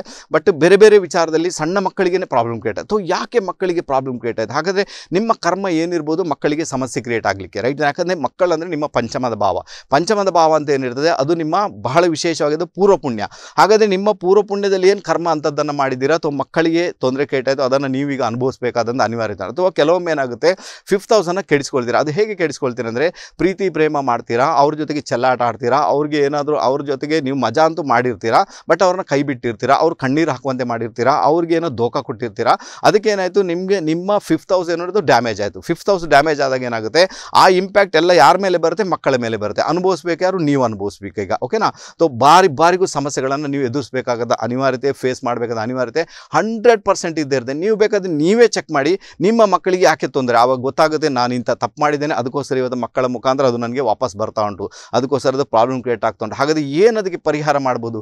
ಜಾತಕ ತೋರಿಸಿ ವಿಮರ್ಶೆ ಮಾಡಿಸ್ಕೊಳ್ಳಿ, ಪರಿಹಾರ ಏನು ಮಾಡಬೇಕಂತ ಖಂಡಿತ ನಿಮಗೆ ಗೊತ್ತಾಗಲಿಕ್ಕೆ ಸ್ಟಾರ್ಟ್ ಆಗುತ್ತೆ. ಡೊನೇಷನ್ ಮಾಡೋದು ಒಳ್ಳೆಯ ಪರಿಹಾರ ಅಂತ ಹೇಳ್ತೇನೆ. ಮಕ್ಕಳಿಗೆ ಟ್ರೀಟ್ಮೆಂಟ್ಗೆ ಬೇಕಾಗಿ ಹಣವನ್ನು ಡೊನೇಟ್ ಮಾಡೋದು ಕೂಡ ಬಹಳ ಒಳ್ಳೆ ಪರಿಹಾರ ಅಂತ ಹೇಳ್ತೇನೆ. ಅದರ ಮುಖಾಂತರ ಕೂಡ ನಿಮಗೆ ಒಂದು ಒಳ್ಳೆ ರಿಸಲ್ಟನ್ನು ಅನುಭವಿಸುವಂಥ ಯೋಗ ಭಾಗ್ಯ ಕ್ರಿಯೇಟ್ ಆಗುತ್ತೆ. ಅದಕ್ಕೋಸ್ಕರ ನೋಡಿ, ಆ ಒಂದು ವಯಸ್ಸು ಇರ್ತದಲ್ಲೋ 20ರಿಂದ 29, 30ರಿಂದ 39, ಅವಾಗೆಲ್ಲ ನೀವು ಏನು ಮಾಡ್ತೀರಾ, ನಿಮಗೆ ಆ ಪರಿಗಣನೆ ಇರುವುದಿಲ್ಲ, ರೈಟ್ ತಾನೆ? ಪ್ರೀತಿ ಪ್ರೇಮ ಅದು ಇದು ಅಂತ ಹೋಗಿ ನೋಡಿ, ಪ್ರೀತಿ ಪ್ರೇಮ ಮಾಡೋದು ತಪ್ಪಂತೂ ಖಂಡಿತ ಅಲ್ಲ. ಅವರಿಗೆ ಲೈಫ್ ಕೊಡಿ ಅಂತ ಹೇಳ್ತೇನೆ. ಅವ್ರ ಜೊತೆಗೆ ಚೆಲ್ಲಾಟ ಆಡಿ ಅವರನ್ನು ಬಿಡುವುದಿದೆಯಲ್ವಾ, ನಿಮ್ಮ 5th ಹೌಸನ್ನು ಡ್ಯಾಮೇಜ್ ಮಾಡ್ಕೊಂಡಾಗೆ. 5th ಹೌಸ್ ಡ್ಯಾಮೇಜ್ ಆದಾಗ ಏನಾಯಿತು, ಆ ಒಂದು ಮನೋರಂಜನೆ ಅಂತ ಏನು ಬೇಕು ನಿಮಗೆ, ಆ ಒಂದು ದೈವ ಬಲ ಅಂತ ಏನು ಬೇಕು, ಮನೋರಂಜನೆ ಅಂತ ಏನು ಬೇಕು, ಅಥವಾ ನಿಮ್ಮ ಲೈಫಲ್ಲಿ ವಿಶೇಷ ರೀತಿಯಲ್ಲಿ ಆ ಒಂದು ವಿದ್ಯೆ ಅಥವಾ ಬುದ್ಧಿ, ಅಥವಾ ನಿಮಗೆ ಪ್ರೊಸೀಡ್ ಆಗಲಿಕ್ಕೆ ಏನು ಬೇಕೋ ಅದು, ಅಥವಾ ನಿಮಗೆ ಒಂದು ಸೊಲ್ಯೂಷನ್ ಏನು ಬೇಕೋ ಅದು ಯಾವುದು ಕೂಡ ಬರಲಿಕ್ಕೆ ಬಿಡಲ್ಲ. ಈಗ ಡ್ಯಾಮೇಜ್ ಮಾಡ್ಕೊಂಡ್ರಿ, ನೀವು ಮಕ್ಕಳಿಗೆ ಪ್ರಾಬ್ಲಮ್ ಆಯಿತು, ಅನುಭವಿಸಬೇಕಾದಂಥ ಅನಿವಾರ್ಯತೆ ಉಂಟು. ಇದು ಅದಕ್ಕೇನೆ ಹೇಳೋದು, ನೀವು ಏನೇ ಮಾಡಿಕೊಂಡ್ರು ಕೂಡ ಆ ಜಾತಕದಲ್ಲಿ ಒಂದು ಭಾವಕ್ಕೆ ಅದು ಭಾಳ ಬ್ಯಾಡ್ ಆಗಿ ಇಂಪ್ಯಾಕ್ಟನ್ನು ಕ್ರಿಯೇಟ್ ಮಾಡುತ್ತೆ. ಬಹಳ ಸಮಸ್ಯೆಯನ್ನು ನಾವು ಎದುರಿಸಬೇಕಾದಂತಹ ಅನಿವಾರ್ಯತೆ 100% ಬಂದೇ ಬರುತ್ತೆ. ಅರ್ಥ ಆಯಿತು ಅಂತ ಇಟ್ಕೊಳ್ತೀನಪ್ಪ, ತುಂಬ ಚೆನ್ನಾಗಿದೆಲ್ಲ, ನೀವು ಮ್ಯಾನಿಫೆಸ್ಟೇಷನ್ ಮಾಡ್ಕೊಳ್ಳಿ ಅಂತ ಹೇಳ್ತೇನೆ. ನಾನು ಹೇಳ್ತೀನಿ ನೋಡಿ, ಸುಲಭದಲ್ಲಿ ಏನು ಉಪಾಯ ಮಾಡ್ಕೊಳ್ಬೋದು. ನಾನು ಹೇಳ್ತೀನಿ ಡೊನೇಷನ್ ಮಾಡೋದು ಒಂದು ಅತ್ಯುತ್ತಮವಾದ ಉಪಾಯ. ನೋಡಿ ಸರ್, ನಾನು ಡೊನೇಷನ್ ಮಾಡ್ತಾ ಇದ್ದೀನಿ ಸರ್, ನಾನು ಎಲ್ರಿಗೂ ಉಪಕಾರವನ್ನು ಮಾಡ್ತಾ ಇದ್ದೀನಿ, ನಾನು ಎಲ್ಲ ಬಟ್ ನನಗೆ ಯಾವುದೇ ಪ್ರಾಬ್ಲಮ್ಗೆ ಸೊಲ್ಯೂಷನ್ನೇ ಸಿಗ್ತಾ ಇಲ್ಲ, ನನ್ನ ಪ್ರಾರಬ್ಧನೇ ಹೀಗೇನಾ, ಅಥವಾ ನಾನು ಇರುವುದೇ ಹಾಗೇನಾ, ನನಗೆ ಲೈಫಲ್ಲಿ ಏನು ಒಳ್ಳೆಯದನ್ನು ಕಾಣಲಿಕ್ಕೆ ನಿಲ್ವ ಅಂದಾಗ ನೀವೇನು ಮಾಡಬೇಕಾಗುತ್ತೆ, ಒಂದನೇದಾಗಿ ನಿಮ್ಮ ದೈವ ದೇವರು ಏನಿದ್ದಾರೆ ಮೂಲ, ಓಕೆನಾ, ನಿಮ್ಮ ಹಿರಿಯರು ಆರಾಧನೆ ಮಾಡ್ಕೊಂಡು ಬಂದಂಥ ದೈವ ದೇವರು, ಸೊ ಅವರಿಗೆ ಸರೆಂಡರ್ ಆಗಬೇಕಾಗುತ್ತೆ. ಆನಂತರ ನಿಮಗೆ ಇನ್ನೂ ಆಗಿಲ್ಲ ಇಲ್ಲ ಅಂದಾಗ ಒಳ್ಳೆ ಜ್ಯೋತಿಷರನ್ನು ನೀವು ನೋಡಿ ಅವರಿಗೆ ಅವ್ರ ಹತ್ರ ಜಾತಕವನ್ನು ತೋರಿಸಿ ಅದನ್ನು ವಿಮರ್ಶೆಗೆ ಒಳಪಡಿಸಿ ಅಂತ ಹೇಳ್ತೇನೆ. ಆವಾಗ ಏನಾಗುತ್ತೆ, ನಿಮಗೆ ಅದರ ಗಹನವಾದ ಗೂಢಾರ್ಥ ಏನಿದೆ ಜಾತಕದಲ್ಲಿ ಅದು ಗೊತ್ತಾಗುತ್ತೆ. ಆನಂತರ ಅದಕ್ಕೆ ಪರಿಹಾರ ಮಾಡಿದಾಗ ಮೇ ಬಿ ನಿಮ್ಮ ಲೈಫಲ್ಲಿ ಅದೇನು ಅಬ್ಸ್ಟಕಲ್ಸ್ ಬರ್ತಾ ಉಂಟು ತುಂಬ, ಅದೆಲ್ಲವೂ ಕೂಡ ನಿವಾರಣೆ ಆಗುವಂಥ ಸಾಧ್ಯತೆ ಖಂಡಿತ ಬಂದೇ ಬರುತ್ತೆ. ಓಕೆ, ಗೊತ್ತಾಯಿತು ಅಂತ ಇಟ್ಕೊಳ್ತೀನಪ್ಪ. ಕರೆಯಲ್ಲಿದ್ದರೆ ಜಸ್ಟ್ ಮಾತಾಡಬೇಡ. ಹಲೋ ಹಲೋ ಸರ್ ನಮಸ್ಕಾರ. ನಮಸ್ತೆ. ನಾವು ದೊಡ್ಡಕೋಟೆಯಿಂದ. ಓಕೆ, ಇದು ನಮ್ದು date of birth 27/1. Hello hello ಕರೆ ಕಟ್ಟಾಗಿದೆ. ಓಕೆ, ನಿಮ್ಮ ಹತ್ರ ಒಂದೇ ಒಂದು ರಿಕ್ವೆಸ್ಟ್, ಯಾರಿಗಾದರೂ ಕೂಡ ಕರೆ ಮಾಡುವಾಗ ನೆಟ್ವರ್ಕ್ ಪ್ಲೇಸ್ಗೆ ಬಂದು ಕರೆ ಮಾಡಿ. ಆನಂತರ ಬಹಳ ವಿಶೇಷವಾಗಿ ಡೀಟೇಲನ್ನು ಕರೆಕ್ಟಾಗಿ ಇಟ್ಕೊಳ್ಳಿ. ನನಗೆ ಮೊದಲನೇದಾಗಿ ಏನು ಬೇಕಂದರೆ ನೀವು ಯಾರು ಮಾತಾಡ್ತಿದ್ರೆ ಎಲ್ಲಿಂದ ಮಾತಾಡ್ತಾ ಇದ್ದೀರಾ, ಓಕೆನಾ? ಫಸ್ಟ್ ಆಫ್ ಒಂದು ಆನದು ಯಾರ ಬಗ್ಗೆ ತಿಳ್ಕೊಬೇಕು. ನಿಮ್ಮ ಬಗ್ಗೆ ಏನು ತಿಳ್ಕೊಳ್ಳಿ, ನಿಮ್ಮ ಬಗ್ಗೆ ಪರವಾಗಿಲ್ಲ, ಅಥವಾ ಬೇರೆಯವ್ರ ಬಗ್ಗೆ ತಿಳ್ಕೊಳ್ಳಿ, ಬೇರೆಯವ್ರ ವಿಷಯ. ಅವರ ಹೆಸರನ್ನು ಮೊದಲನೇದಾಗಿ ಹೇಳಿ ನನಗೆ ಎಂಟ್ರಿ ಮಾಡಬೇಕಾಗುತ್ತೆ. ಅವರ ಹೆಸರನ್ನ ಹೇಳಿ, ಆನಂತರ ಅವರು ಡೇಟ್ ಆಫ್ ಬರ್ತ್, ಅವರ ಟೈಮ್ ಆಫ್ ಬರ್ತ್, ಅವರ ಪ್ಲೇಸ್ ಆಫ್ ಬರ್ತ್, ಆನಂತರ ಪ್ರಶ್ನೆ. ಇಷ್ಟು ಕಂಪಲ್ಸರಿಯಾಗಿರಬೇಕು. ಅದು ಸಿಸ್ಟಮೆಟಿಕ್ ಆಗಿರಬೇಕು. ಆ ಸಿಸ್ಟಮಿಂದ ಸ್ವಲ್ಪ ಹೊರ ಬಂದರೂ ಕೂಡ ಕರೆ ಬೈ ಡಿಫಾಲ್ಟಾಗಿ ಕಟ್ಟಾಗುತ್ತೆ. ನಾನು ಏನು ಕೂಡ ಮಾಡುವಂತಿಲ್ಲ, ಓಕೆನಾ? ರೈಟ್? ಅಥವಾ ಯಾಕಂದ್ರೆ ನಾನು ಆನ್ಲೈನಲ್ಲಿ ಇದ್ದೇನೆ, ನನಗೆ ಇರಿಟೇಷನ್ ಬೇಕಾಗಿಲ್ಲ, ಕಿರಿಕಿರಿ ಬೇಕಾಗಿಲ್ಲ, ಮತ್ತು ನಾನೊಂದು ಹೇಳೋದು ನೀವೊಂದು ಹೇಳೋದು ನನಗಂತೂ ಬೇಕಾಗಿಲ್ಲ, ಓಕೆನಾ? ರೈಟ್? ಅರ್ಥ ಆಯಿತು ಅಂತ ಇಟ್ಕೊಳ್ತೀನಪ್ಪ. ತುಂಬ ಚೆನ್ನಾಗಿರ್ತದೆ. ಇನ್ನು ಯಾರಿಗೆಲ್ಲ ಇದೆಲ್ಲ ಸಿಸ್ಟಮ್ ಆಗಿ ಹೇಳಲಿಕ್ಕೆ ಬರೋದಿಲ್ಲ, ನಾನು ಇಲ್ಲೇ ಪಕ್ಕದಲ್ಲಿ ಕಟ್ಪಾಡಿಯಲ್ಲಿ ಇರ್ತೇನೆ, ಉಡುಪಿ ಕಟ್ಪಾಡಿಯಲ್ಲಿ ಇರ್ತೇನೆ. ಕಟ್ಪಾಡಿಯಲ್ಲಿ ನಾಳೆ, ಈಗ ಮಂಗಳವಾರ, ನಾಳೆ ಬೆಳಿಗ್ಗೆ 10 ಗಂಟೆಯಿಂದ 1 ಗಂಟೆವರೆಗೆ ಮನೆಯಲ್ಲಿರ್ತೇನೆ. ಆವಾಗ 2 ಜಾತಕವನ್ನು ತಂದು ತೋರಿಸಿ ನಿಮಗೇನು ಡೀಟೇಲ್ಸ್ ಬೇಕಪ್ಪ ಅದನ್ನು ಪಡ್ಕೊಂಡೋಗಿ, ನೋ ಪ್ರಾಬ್ಲಮ್, ತುಂಬಾ ಚೆನ್ನಾಗಿರುತ್ತೆ, ಓಕೆನಾ? ರೈಟಾಗಿ ಗೊತ್ತಾಯಿತು ಅಂತ ಇಟ್ಕೊಳ್ತೀನಪ್ಪ. ಓಕೆ, ಈಗ ಗೊತ್ತಾಯ್ತು ನಿಮಗೆ ಜಾತಕದ ವಿಚಾರ ಏನು ಅಂತಲ್ವಾ? ಈಗ ಜಾತಕದಲ್ಲಿ ಬಹಳಷ್ಟು ವಿಚಾರಗಳಿವೆ. ಅದೊಂಥರ ಸಮುದ್ರ ಇದ್ದ ಹಾಗೆ, ಈಜಿದಷ್ಟು ಅದು ಸಾಕಾಗೋದಿಲ್ಲ. ಅಷ್ಟು ಜಾತಕದಲ್ಲಿ ಏನುಂಟು ಆ ಒಂದು ಇಂಪ್ಯಾಕ್ಟ್ ಇರ್ತದೆ. ಯಾವಾಗೆಲ್ಲ ಯಾವ ರೀತಿಯ ಇಂಪ್ಯಾಕ್ಟ್ ಕ್ರಿಯೇಟ್ ಆಗಬೇಕು ಅಥವಾ ನಿಮಗೆ ಅದು ರಿಸಲ್ಟ್ ಪ್ರೊಡ್ಯೂಸ್ ಮಾಡಬೇಕು, ಅದು ಮಾಡಿಯೇ ಮಾಡುತ್ತೆ ಅಲ್ವಾ? ಸೊ ಇದರ ಇನ್ನೊಂದು ವಿಚಾರ ನೆನಪಿಟ್ಕೊಳ್ಬೇಕು. ತುಂಬ ಜನಕ್ಕೆ ಏನಾಗ್ತದೆ, ಶನಿ ದಶೆ ಬಂತು, ಅಯ್ಯೋ ಸಮಸ್ಯೆ ಕ್ರಿಯೇಟ್ ಆಯಿತು, ರಾಹು ದಶೆ ಬಂತು, ತೊಂದರೆ ಕ್ರಿಯೇಟ್ ಆಯಿತು, ರೈಟಾ? ಅಥವಾ ಇದೊಂದು ಭ್ರಮೆಯಲ್ಲಿ ಬಿದ್ದಿರ್ತಾರೆ. ಆ್ಯಕ್ಚುಲಿ ಶನಿ ದಶೆ ರಾಹು ದಶೆ ಬಂದಾಗ ಪ್ರಾಬ್ಲಮ್ 100% ಕ್ರಿಯೇಟ್ ಆಗೋದಿಲ್ಲ. ಬಟ್ ನಿಮ್ಮ ಜಾತಕವನ್ನು ನೋಡ್ಕೊಳ್ಳಿ. ಜಾತಕದಲ್ಲಿ ಶನಿ ಮಹಾರಾಜನಿಗೆ ಸಂಬಂಧಪಟ್ಟಂತೆ ಪ್ಲೇಸ್ಮೆಂಟ್ ಏನಿದೆ, ರಾಹು ಮಹಾರಾಜನಿಗೆ ಸಂಬಂಧಪಟ್ಟಂತೆ ಪ್ಲೇಸ್ಮೆಂಟ್ ಏನಿದೆ, ಅದರ ಮುಖಾಂತರ ಡಿಪೆಂಡ್ ಆಗುತ್ತೆ ಅದು ಒಳ್ಳೆ ರಿಸಲ್ಟ್ ಕೊಡಬೇಕಾ ಕೆಟ್ಟ ರಿಸಲ್ಟ್ ಕೊಡಬೇಕಾ. ಯಾಕಂದರೆ ಶನಿ ಮಹಾರಾಜ ಕೊಟ್ಟು ಬಿಟ್ಟರೆ ಆತ ಫಿಕ್ಸ್ ಆಗಿ ಕೊಡ್ತಾನೆ ನಿಮಗೆ, ಅದು ಯಾವತ್ತೂ ಕರಗುವುದಿಲ್ಲ. ಶನಿ ಮಹಾರಾಜ ಕೊಟ್ಟಿರುವಂಥದ್ದು. ರಾಹು ಮಹಾರಾಜ ಕೊಡ್ತಾನೆ, ರಾತ್ರೋರಾತ್ರಿ ನಿಮ್ಮನ್ನು ಆತ ಲಕ್ಷಾಧೀಶನನ್ನಾಗಿ ಕೋಟ್ಯಾಧೀಶನನ್ನಾಗಿ ಮಾಡಬಲ್ಲ. ರಾಹು ಮಹಾರಾಜ ಅವನಿಗೆ ಬೇಕಾದಂತೆ ನಡಿಬೇಕಾದಂತಹ ಅನಿವಾರ್ಯತೆ ಉಂಟು. ಆ ಮೂಮೆಂಟಲ್ಲಿ ಆತ ಕೊಡಬಲ್ಲ, ಅನ್ಯಥಾ ಆತ ಕೂಡ ಕೊಡೋದಿಲ್ಲ ಅಂತ ಒಂದು ಇಂಡಿಕೇಶನ್ ಇದೆ. ಅದಕ್ಕೋಸ್ಕರ ಇನ್ನು ಕೆಲವರಿಗೆ ಏನು ಭ್ರಮೆ ಇದೆ, ಇನ್ನು ಗುರುದೇಶ ಸ್ಟಾರ್ಟ್ ಆಯ್ತಪ್ಪ, ಇನ್ನು ನಿನ್ನ ಯೋಗ ಸ್ಟಾರ್ಟ್ ಆಯ್ತು, ಈಗ ನೀನು ತುಂಬ ಚೆನ್ನಾಗಿರ್ತೀಯ. ಗುರುದೇಶದಲ್ಲಿನೇ ಪ್ರಾಬ್ಲಮ್ ಕ್ರಿಯೇಟ್ ಆಗಿ ಸತ್ತೋದವರು ಕೂಡ ನಾನು ನೋಡಿದ್ದೇನೆ. ಅದು ಏನು ಮಾಡ್ತೀರಾ ಈಗ ಅಲ್ವಾ? ಯಾಕಂದರೆ ಪ್ಲಾನೆಟರಿ ಪೊಸಿಷನ್ ನೋಡ್ಕೊಳ್ಳದೆ ಯಾವುದೇ ಗ್ರಹಗಳನ್ನು ನೀವು ಡಿಸೈಡ್ ಮಾಡುವ ಹಾಗಿಲ್ಲ, ಯಾವುದೇ ಗ್ರಹಗಳನ್ನು ನೀವು ಅಲ್ಲಿ ವಿಮರ್ಶೆಗೆ ಒಳಪಡಿಸುವಂತಿಲ್ಲ. ಇದನ್ನು ಅರ್ಥ ಮಾಡ್ಕೊಳ್ಬೇಕು. ಜಾತಕ ನೋಡಿನೇ ಡಿಸೈಡ್ ಮಾಡಬೇಕಾಗುತ್ತೆ ಈ ಪ್ಲಾನೆಟ್ಸ್ ಯಾವ ರೀತಿ ಕೆಲಸ ಮಾಡುತ್ತೆ ಅಂತ. ಇನ್ನು ಕೆಲವರಿಗೆ ಏನಾಗುತ್ತೆ, ಶುಕ್ರ ದೇಶ ನಡೆದಾಗ ಶುಕ್ರದೇಶ ಸ್ಟಾರ್ಟ್ ಆಯ್ತಪ್ಪ, ಇನ್ನೇನು ನಿನಗೆ ಪ್ರಾಸ್ಪರಿಟಿ ಬರ್ತದೆ, ಹಿಂಗೆ ಹಾಗೆ ಬರ್ತದೆ. ನಿಮ್ಗೆ ಗೊತ್ತಿಲ್ಲ, ಶುಕ್ರ ಕೊಟ್ಟಷ್ಟು ಬಿಮಾರಿ ಯಾರು ಕೂಡ ಕೊಡಲ್ಲ. ಯಾಕಂದರೆ ಶುಕ್ರ ಬಂದು ಜಾತಕದಲ್ಲಿ ಮಾರಕಾಧೀಶನಾಗಿರ್ತಾರೆ, ತುಂಬ ಪ್ರಾಬ್ಲಮ್ಗಳನ್ನು ಕ್ರಿಯೇಟ್ ಮಾಡುವಂಥ ಸಾಧ್ಯತೆ ತೀರಾ ಜಾಸ್ತಿ ಇರ್ತದೆ. ಯಾರಿಗೆ ಶುಕ್ರ ಯೋಗಕಾರಕ ಅವರಿಗೆ ಒಳ್ಳೆ ರಿಸಲ್ಟನ್ನು ಕೊಡಬಲ್ಲ. ಯಾರಿಗೆ ಶುಕ್ರ ಮಾರಕಾಧೀಶ, ಅಷ್ಟಮಾಧಿಪತಿ, ಷಷ್ಠಾಧಿಪತಿ, ಮೇ ಬಿ ನಿಮಗೆ ಸಮಸ್ಯೆಯನ್ನು ಕೂಡ ಆತ ಕ್ರಿಯೇಟ್ ಮಾಡಬಲ್ಲ ಅಂತ ಒಂದು ಇಂಡಿಕೇಶನ್. ಅದಕ್ಕೋಸ್ಕರ ಯಾವುದೇ ಪ್ಲಾನೆಟ್ಸನ್ನು ಇಟ್ಟುಕೊಂಡು ಬರೇ ಒಂದು ಪ್ಲಾನೆಟ್ಸ್ನ ಹೆಸರನ್ನು ಕೇಳಿಕೊಂಡು ಶುಕ್ರ ಗುರು ಅಂತ ಕೇಳಿಕೊಂಡೆ ನೀವು ಅದರಲ್ಲಿ ಪ್ರಾಸ್ಪರಿಟಿ ಬರುತ್ತೆ ಅಂತ ಎಣಿಸೋದು ತೀರಾ ತಪ್ಪಾಗುತ್ತೆ. ದಯವಿಟ್ಟು ಅರ್ಥ ಮಾಡ್ಕೊಳ್ಳಿ. ಜಾತಕವನ್ನು ತೋರಿಸಿನೇ ನೀವು ಡಿಸಿಷನ್ ತಗೊಳ್ಬೇಕಾಗುತ್ತೆ. ಇಂತಹ ಒಂದು ಸಮಯದಲ್ಲಿ ಇಂತಹ ದಶಾಭುಕ್ತಿ ಯಾವ ರೀತಿಯ ಇಂಪ್ಯಾಕ್ಟನ್ನು ನನ್ನ ಪಾಲಿಗೆ ಕ್ರಿಯೇಟ್ ಮಾಡಬಲ್ಲದು, ಒಳ್ಳೆಯದಾಗುತ್ತಾ ಅಥವಾ ಕೆಟ್ಟದಾಗುತ್ತಾ 100% ನಿಮಗೆ ಗೊತ್ತಾಗಲಿಕ್ಕೆ ಸ್ಟಾರ್ಟ್ ಆಗುತ್ತೆ. ಓಕೆನಾ? ಗೊತ್ತಾಯಿತು ಅಂತ ಇಟ್ಕೊಳ್ತೀನಪ್ಪ. ಇನ್ನೂ ನೆನಪಿಟ್ಟು ನಾನೇನು ಹೇಳ್ತೀನಿ ಅಂದರೆ, ಆ ಜಾತಕವನ್ನು ಕರೆಕ್ಟ್ ಮಾಡ್ಕೊಳ್ಳಿಕ್ಕೆ ಡೊನೇಷನ್, ಓಕೆನಾ? ಅದು ಬಹಳ ವಿಶೇಷವಾಗಿರುವಂಥದ್ದು. ಇನ್ನೊಂದು ಮಂತ್ರ ಇದೆ, ಓಂ ನಮೋ ಭಗವತೆ ವಾಸುದೇವಾಯ, ಓಕೆನಾ? ಓಂ ನಮೋ ಭಗವತೆ ವಾಸುದೇವಾಯ.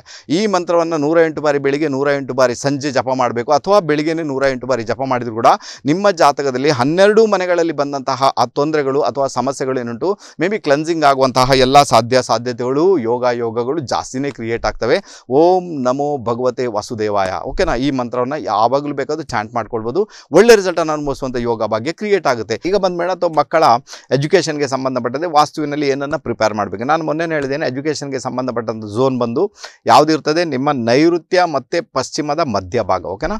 ನೈಋತ್ಯ ಮತ್ತು ಪಶ್ಚಿಮದ ಮಧ್ಯಭಾಗ ಏನಿರ್ತದೆ ಅದು ನಿಮ್ಮ ಮಕ್ಕಳ ಎಜುಕೇಷನ್ಗೆ ಸಂಬಂಧಪಟ್ಟಂತೆ, ನಿಮ್ಮ ಸೇವಿಂಗ್ಸ್ಗೆ ಸಂಬಂಧಪಟ್ಟಂತೆ ಆ ಪಾರ್ಟ್ ಕೆಲಸ ಮಾಡ್ತದೆ. ಅಲ್ಲೇನಾದರೂ ಆ್ಯಂಟಿ ಕಲರ್ಸ್ ಎಲ್ಲ ಬಂದುಬಿಡ್ತು ಅಂದಾಗ ಮೇ ಬಿ ಅದು ಸಮಸ್ಯೆಯನ್ನು ನಿಮಗೆ ಕ್ರಿಯೇಟ್ ಮಾಡುವಂಥ ಎಲ್ಲ ಸಾಧ್ಯತೆಗಳು ಇದ್ದೇ ಇರ್ತವೆ. ಅಲ್ಲಿ ಟಾಯ್ಲೆಟ್ ಬಂತು, ಬಾತ್ರೂಮ್ ಬಂತು, ಟಾಯ್ಲೆಟ್ ಪಿಟ್ಟು ಬಂತು, ಆನಂತರ ಅಲ್ಲಿ ದೊಡ್ಡ ದೊಡ್ಡ ಕನ್ನಡಿಗಳನ್ನು ಇಟ್ಕೊಂಡಿದ್ದೀರಿ, ಟಿ ವಿ ಇಟ್ಕೊಂಡಿದ್ದೀರಿ, ಫ್ರಿಡ್ಜ್ ಇಟ್ಕೊಂಡಿದ್ದೀರಿ ಅಂದಾಗ ಮೇ ಬಿ ನಿಮ್ಮ ಮಕ್ಕಳ ಎಜುಕೇಷನ್ ರಿಲೇಟೆಡ್ ಅಥವಾ ನಿಮ್ಮ ಸೇವಿಂಗ್ಸ್ ರಿಲೇಟೆಡ್ ನೋಡಿ ದೊಡ್ಡ ಮಟ್ಟಿಗೆ ಸಮಸ್ಯೆಯನ್ನು ಕ್ರಿಯೇಟ್ ಮಾಡುವಂಥ ಸಾಧ್ಯತೆಗಳು ಇದ್ದೇ ಇರ್ತವೆ.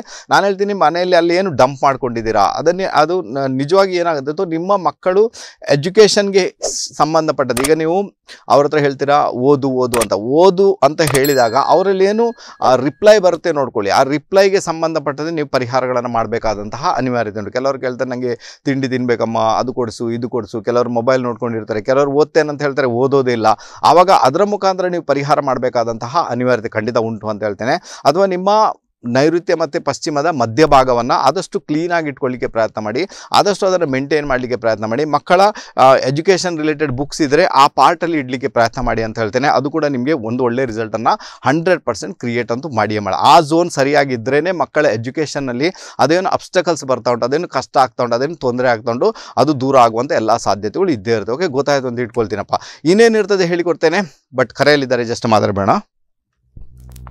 ಹಲೋ, ನಮಸ್ತೆ ಗುರುಜಿ. ನಮಸ್ತೆ.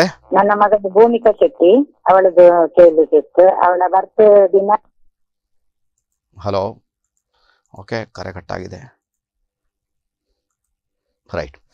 ಸೊ ಆ ಪಾರ್ಟನ್ನು ಬಹಳಷ್ಟು ಕ್ಲೀನ್ ಮಾಡಿ ಇಟ್ಕೊಳ್ಳಿಕ್ಕೆ ಪ್ರಯತ್ನ ಮಾಡಿ ಅಂತೇಳಿ ಅದು ಬಹಳ ಒಳ್ಳೆ ರಿಸಲ್ಟನ್ನು ನಿಮ್ಮ ಪಾಲಿಗೆ 100% ಕ್ರಿಯೇಟ್ ಮಾಡ್ತೀವಿ. ರೈಟ್ ತಾನೆ? ಓಕೆನಾ?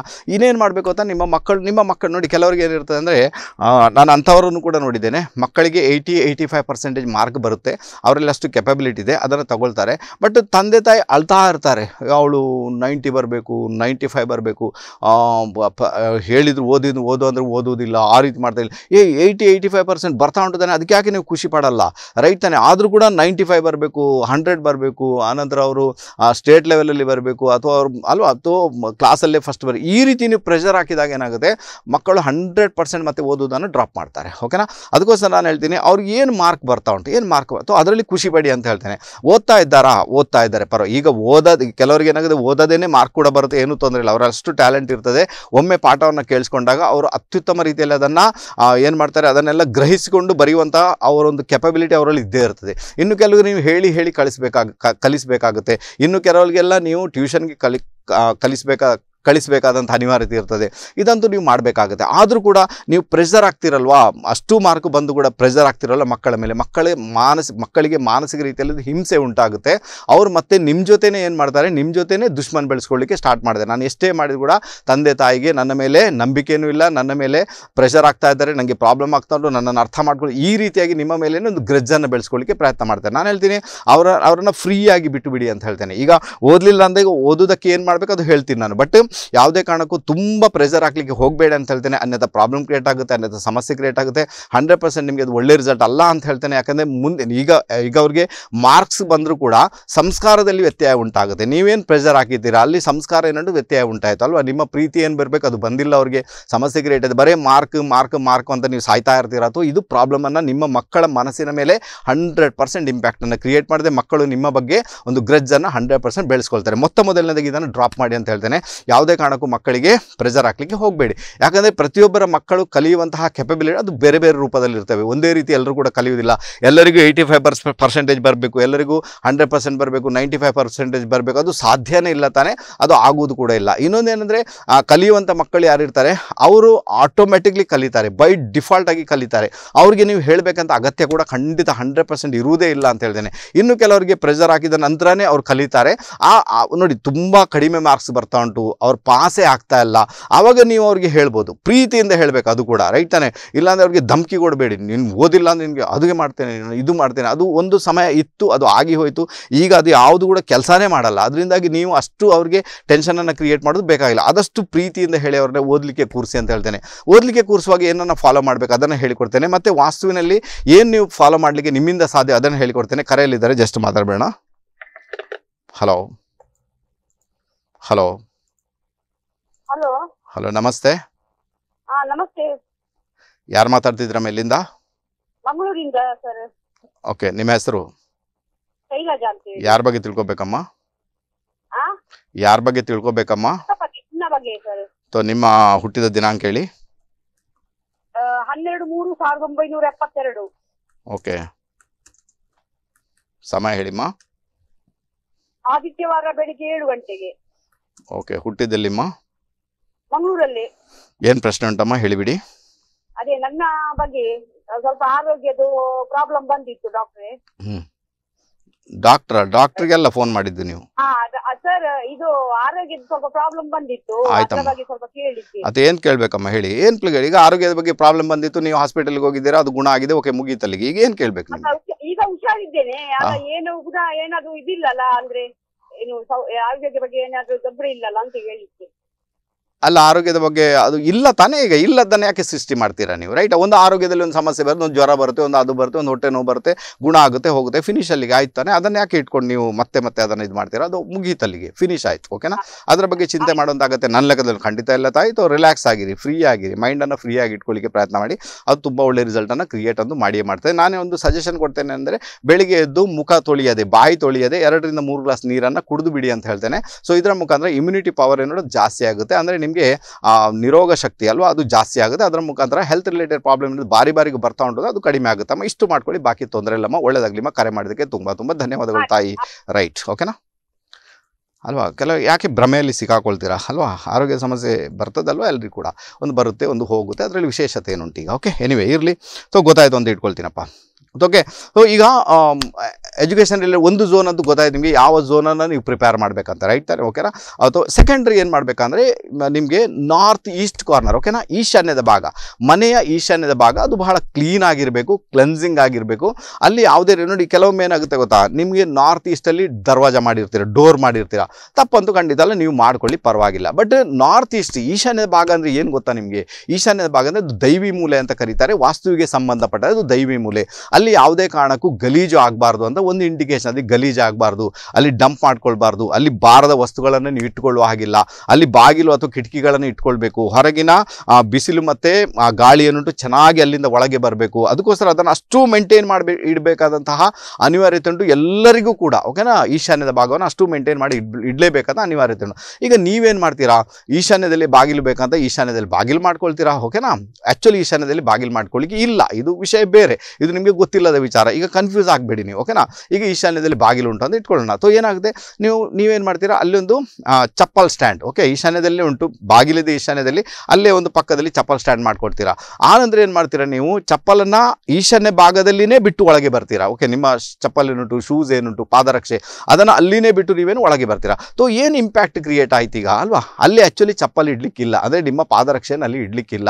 ಬಟ್ ನೀವು ಪಾದರಕ್ಷೆಯನ್ನು ಇಟ್ಟು ಬಂದ್ರಿ, ಹೊರಗಿಂದ ಬಂದ್ರಿ, ಏನೇನೋ ತುಳ್ಕೊಂಡು ಬಂದ್ರಿ, ಅದನ್ನು ಅಲ್ಲೇ ಇಟ್ಟು, ಆಗೇನಾಯಿತು, ನಿಮ್ಮ ನಾರ್ತ್ ಈಸ್ಟ್ ಕಾರ್ನರ್ ಅಂದರೆ ಈಶಾನ್ಯದ ಭಾಗ ಏನೋ ದೂಷಿತವಾಗಿ ಹೋಯ್ತು. ಈಗ ಅವಾಗ ಏನಂದರೆ ನಿಮ್ಮ ಮೈಂಡ್ ರಿಲೇಟೆಡ್ ಯಾವ ರೀತಿ ಒಂದು ರಿಲ್ಯಾಕ್ಸೇಷನ್ ಬರಬೇಕು, ಅಥವಾ ನಿಮಗೆ ಡೈನಾಮಿಕ್ ಐಡಿಯಾಸ್ ಬರಬೇಕು, ಅಥವಾ ಮಕ್ಕಳ ಓದಿನಲ್ಲಿ ಅದೇನು ಕಾನ್ಸಂಟ್ರೇಷನ್ ಬರೋದು 100% ಬರಲ್ಲ. ನೀವು ಏನು ಬೇಕಾದರೂ ಮಾಡಿ, ಯಾಕಂದರೆ ನೀವು ಈಶಾನ್ಯ ಭಾಗವನ್ನು ಕೆಡಿಸ್ಕೊಂಡಾಯ್ತು. ಯಾಕಂದರೆ ಅಲ್ಲಿ ಯಾವುದೇ ಕಾರಣಕ್ಕೂ ಗಲೀಜು ಅದಕ್ಕೇನೆ ದೇವಮೂಲೆ ಅಂತ ಕರೆದದ್ದು. ದೇವಮೂಲೆ ಅಂತ ಕರೆದಾಗ ಏನಾಗುತ್ತೆ, ಅಲ್ಲಿ ದೇವರನ್ನು ಕೂರಿಸ್ಬೋದೇ ಹೊರತು ನೀವು, ಅಥವಾ ದೇವರ ಫೋಟೋಗಳನ್ನು ಅದು ಕೂಡ ಸ್ವಲ್ಪ ಇಟ್ಕೊಳ್ಬೇಕಾಗುತ್ತೆ, ದೇವರ ಫೋಟೋಗಳನ್ನು ಇಟ್ಕೊಳ್ಬೇಕೇ ಹೊರತು ನೀವೇನು ಮಾಡ್ತೀರಾ? ಪಾದರಕ್ಷೆಯನ್ನು ಬಿಟ್ಟು ಬರ್ತೀರಾ, ಅಥವಾ ಇನ್ನಿತರ ಯಾವುದೇ ಕಚರ ಇದ್ರೂ ಕೂಡ ಅಲ್ಲಿನೇ ಹಾಕಿ ಬಿಡ್ತೀರಾ. ಕೆಲವು ಮ್ಯಾಟ್ ಇರ್ತದೆ, ಆ ಮ್ಯಾಟನ್ನು ತೊಳೆದೇ ಇರುವುದಿಲ್ಲ, ಅದೇ ಮ್ಯಾಟನ್ನು ಅಲ್ಲಿ ಹಾಕಿರ್ತೀರಾ.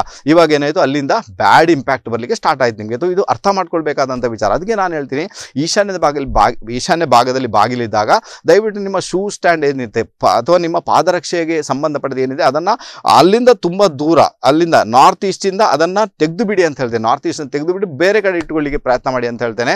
ಯಾವುದೇ ಕಾರಣಕ್ಕೂ ಪಾದರಕ್ಷೆಯನ್ನು ಆ ಒಂದು ನಿಮ್ಮ ಚೌಕಟ್ಟು ಏನಿದೆ, ಏನು ನೀವು ದರ್ವಾಜದ ಒಳಗೆ ಬರ್ತೀರಾ, ಸೊ ಆ ಪಾರ್ಟಲ್ಲಿ ಅದನ್ನು ಇಟ್ಕೊಳ್ಳಿಕ್ಕೆ ಹೋಗಬೇಡಿ ಅಂತ ಹೇಳ್ತೇನೆ. ಅನ್ಯಥ ಸಮಸ್ಯೆ ಅಂತೂ 100% ಕ್ರಿಯೇಟ್ ಆಗುತ್ತೆ, ಓಕೆನಾ? ಅಥವಾ ಇದು ಒಂದನೇ ವಿಚಾರ.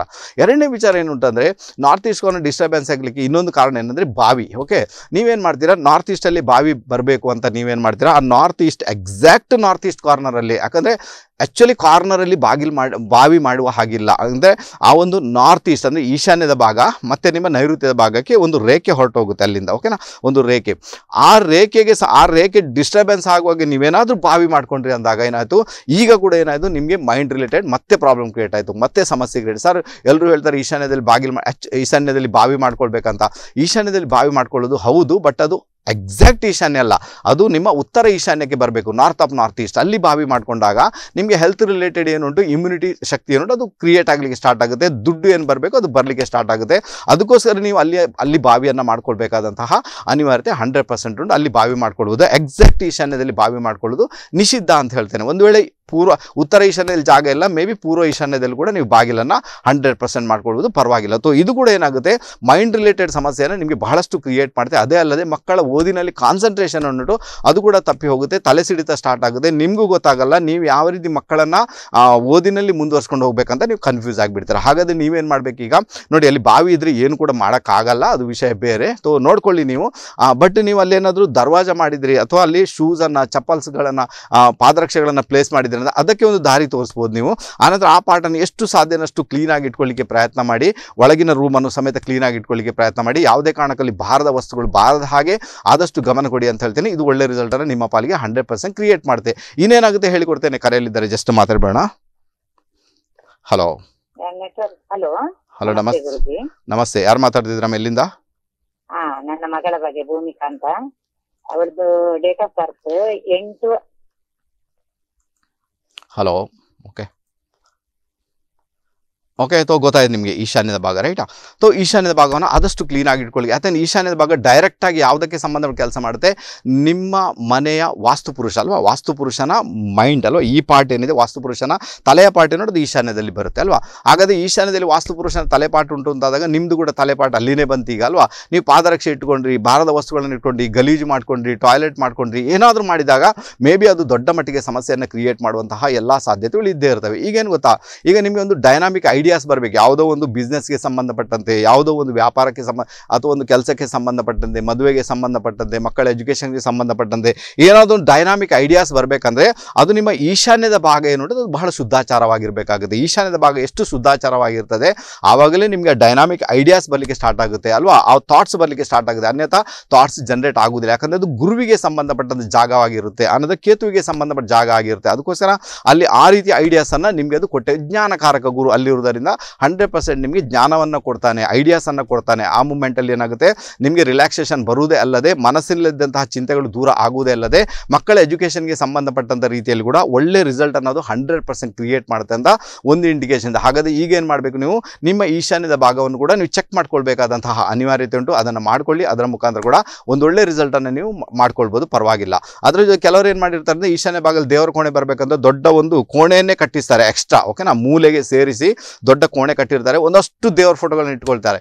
ಸೊ ಇದರ ಮುಖಾಂತರ ಏನಾಗುತ್ತೆ, ನಿಮ್ಮ ಮನೆಯಲ್ಲಿ ಗಂಡು ಮಕ್ಕಳಿಗೆ ತೊಂದರೆ ಆಗುತ್ತೆ. ಅದರ ಜೊತೆಗೆ ಅಷ್ಟು ದೊಡ್ಡದನ್ನು ಕಟ್ಟಿಕೊಳ್ಳುವ ಹಾಗೆ ಇಲ್ಲ, ಯಾಕಂದರೆ ಭಾರ ಬರಬಾರ್ದು ತಾನೇ. ನೀವು ಭಾರ ಬರುವ ಹಾಗೆ ದೇವರ ಕೋಣೆ ಕಟ್ಟಿಕೊಂಡ್ರಿ. ಈಗ ಅದರಲ್ಲೂ ಫೋಟೋಸನ್ನು ನೋಡಿದರೆ, ಕೆಲವರೆಲ್ಲ ಮನೆಯಲ್ಲಿ ಫೋಟೋಸನ್ನು ನೋಡಿದರೆ, ಸಾಧಾರಣ ದಕ್ಷಿಣ ಕನ್ನಡದಲ್ಲಿ ಎಷ್ಟು ದೇವಸ್ಥಾನ ಇದೆ ಅಷ್ಟೂ ದೇವಸ್ಥಾನದ ಫೋಟೋಗಳನ್ನು ಅಲ್ಲಿ ಇಟ್ಟಿರ್ತಾರೆ ಅಲ್ವಾ. ಇದು ಒಳ್ಳೆ ಲಕ್ಷಣ ಅಲ್ಲ ಅಂತ ಹೇಳ್ತೇನೆ. ಫೋಟೋಗಳು ಎಷ್ಟಿರಬೇಕು, 3 ರಿಂದ 4 ಫೋಟೋ, ನಿಮ್ಮ ಇಷ್ಟ ದೇವರ ಫೋಟೋ, ನಿಮ್ಮ ಕುಲದೇವರ ಫೋಟೋ ಸೇರಿ ಒಂದು 3 ರಿಂದ 4 ಫೋಟೋ, ಹೆಚ್ಚಾಗಿ 3 ಫೋಟೋ ಬಹಳ ಫೇವರಬಲ್ ರಿಸಲ್ಟನ್ನು ಕ್ರಿಯೇಟ್ ಅಂತೂ ಮಾಡುತ್ತೆ. ತುಂಬ ದೇವರ ಫೋಟೋಗಳನ್ನು ಮನೆಯಲ್ಲಿ ಇಟ್ಕೊಂಡಾಗ ಶುಕ್ರನ ಎನರ್ಜಿ ಡೌನ್ ಆಗುವುದೇ ಅಲ್ಲದೆ, ಮನೆಯಲ್ಲಿ ಸಾಂಸಾರಿಕ ರೀತಿಯಲ್ಲಿ ಸುಖ ಅನುಭವಿಸಬೇಕು, ಅದು ಅನುಭವಿಸಲಿಕ್ಕೆ ಅದು ಬಿಡುವುದಿಲ್ಲ. ನೀವು ಸನ್ಯಾಸಿ ಆಗಬೇಕಂತ ಆ ಫೋಟೋಗಳು ನಿಮಗೆ ಕತೆ ಹೇಳ್ತವೆ. ಸ್ವಲ್ಪ ಫೋಟೋಗಳನ್ನು ಇಟ್ಕೊಳ್ಳೋದು ಅತ್ಯುತ್ತಮವಾದ ಲಕ್ಷಣ. ಮತ್ತೆ ಬೇಕಾದರೆ ದೇವಸ್ಥಾನಕ್ಕೆ ನೀವು ನಿರಂತರ ಹೋಗ್ತಾ ಇರ್ಬೋದು, ಅದು ಕೂಡ ಒಳ್ಳೆ ರಿಸಲ್ಟನ್ನು ನಿಮ್ಮ ಪಾಲಿಗೆ 100% ಕ್ರಿಯೇಟ್ ಮಾಡುತ್ತೆ. ಓಕೆನಾ, ಗೊತ್ತಾಯ್ತು ಅಂತ ಇಟ್ಕೊಳ್ತೀನಿ. ಓಕೆ, ತೋ ಇದು 2 ವಿಷಯಗಳು ಗೊತ್ತಾಯ್ತು ನಿಮಗೆ. ಓಕೆನಾ, ಇನ್ನೇನು ಮಾಡಬೇಕು, ನೀವು ಮಕ್ಕಳಿಗೆ ಸಂಬಂಧಪಟ್ಟಂತೆ ಎಜುಕೇಷನ್ಗೆ ಸಂಬಂಧಪಟ್ಟ, ರೈಟ್ ತಾನೆ? ಓಕೆನಾ, ಅವ್ರಿಗೆ ಓದಲಿಕ್ಕೆ ಗೊತ್ತಾಗಬೇಕು. ಅವರು ಅದನ್ನು ತುಂಬ ಚೆನ್ನಾಗಿ ಮಂಥನ ಮಾಡಬೇಕು ಅವರಲ್ವಾ. ಏನೇ ಒಂದು ಓದ್ತಾ ಇದ್ರು ಕೂಡ ಅದನ್ನು ಗ್ರಹಿಸಿಕೊಳ್ಳುವಂಥ ಶಕ್ತಿ ಇರಬೇಕು. ಅದನ್ನು ಮಂಥನ ಮಾಡಿ ಬರೀಬೇಕು ಅವರಲ್ವಾ. ಅಥವಾ ಓದಿನಲ್ಲಿ ಏನು ಸಾರಾಂಶ ಇದೆ ಅದನ್ನು ಮಂಥನದ ರೂಪದಲ್ಲಿ ಇಳಿಸಿಕೊಂಡು ಅದನ್ನು ಎಕ್ಸಾಮಲ್ಲಿ ಬರೆಯುವಂಥ ಆಗಬೇಕು. ಅದಕ್ಕೆ ಸಂಬಂಧಪಟ್ಟದ ಝೋನ್ ಯಾವುದಿರ್ತದೆ, ನಿಮ್ಮ ಮನೆಯ ಪೂರ್ವ ಮತ್ತು ಆಗ್ನೇಯದ ಮಧ್ಯಭಾಗ, ರೈಟಾ? ನಿಮ್ಮ ಮನೆಯ ಪೂರ್ವ ಮತ್ತು ಆಗ್ನೇಯದ ಮಧ್ಯಭಾಗ, ಅದನ್ನು ಈಸ್ಟ್ ಆಫ್ ಸೌತ್ ಈಸ್ಟ್ ಅಂತ ಕರಿತೇವೆ. ಅಂದರೆ ಪೂರ್ವದ ಅಗ್ನಿಮೂಲೆ ಅಂತ ಕರಿತೇವೆ, ಪೂರ್ವ ಆಗ್ನೇಯ ಅಂತ ಕರಿತೇವೆ. ಹಾಗಾದರೆ ಪೂರ್ವ ಆಗ್ನೇಯ ಅಂತ ಏನುಂಟು, ಅದು ನಿಮ್ಮ ಚರ್ನಿಂಗಿಗೆ ಸಂಬಂಧಪಟ್ಟಂತೆ ಯಾವುದೇ ರೂಪದಲ್ಲಿ ಕೂಡ, ಓಕೆನಾ. ನಿಮಗೀಗ ಒಂದು ಬಿಸ್ನೆಸ್ ಮಾಡಬೇಕಂತ ಇಟ್ಕೋಣ, ಆ ಬಿಸ್ನೆಸ್ಗೆ ಸಂಬಂಧಪಟ್ಟಂತೆ ಐಡಿಯಾಸ್ ಈಗ ಬಂತು. ನಾನು ಬಿಸ್ನೆಸ್, ಯಾಕಂದರೆ ನಾರ್ತ್ ಈಸ್ಟ್ ಕಾರ್ನರ್ ಸರಿ ಇದ್ದಾಗ ಐಡಿಯಾಸ್ ಬರುತ್ತೆ, ನೀವೇನು ಬಿಸ್ನೆಸ್ ಮಾಡಬೇಕಂತ.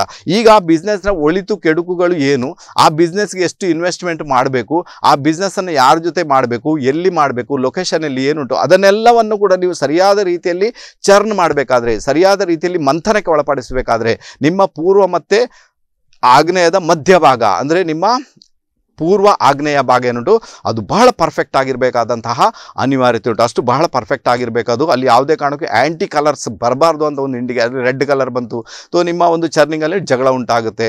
ರೆಡ್ ಕಲರ್ ಬರುವ ಹಾಗಿಲ್ಲ. ಗ್ರೀನ್ ಕಲರ್ ಬಂದರೂ ಕೂಡ ಕೆಲವೊಂದು ಬಾರಿ ಸಮಸ್ಯೆಯನ್ನು ಅದು ಕ್ರಿಯೇಟ್ ಮಾಡುತ್ತೆ. ಬ್ಲೂ ಕಲರ್ ಬಂದಾಗ ಕೂಡ ಕೆಲವೊಂದು ಬಾರಿ ಸಮಸ್ಯೆಯನ್ನು ಕ್ರಿಯೇಟ್ ಮಾಡುತ್ತೆ.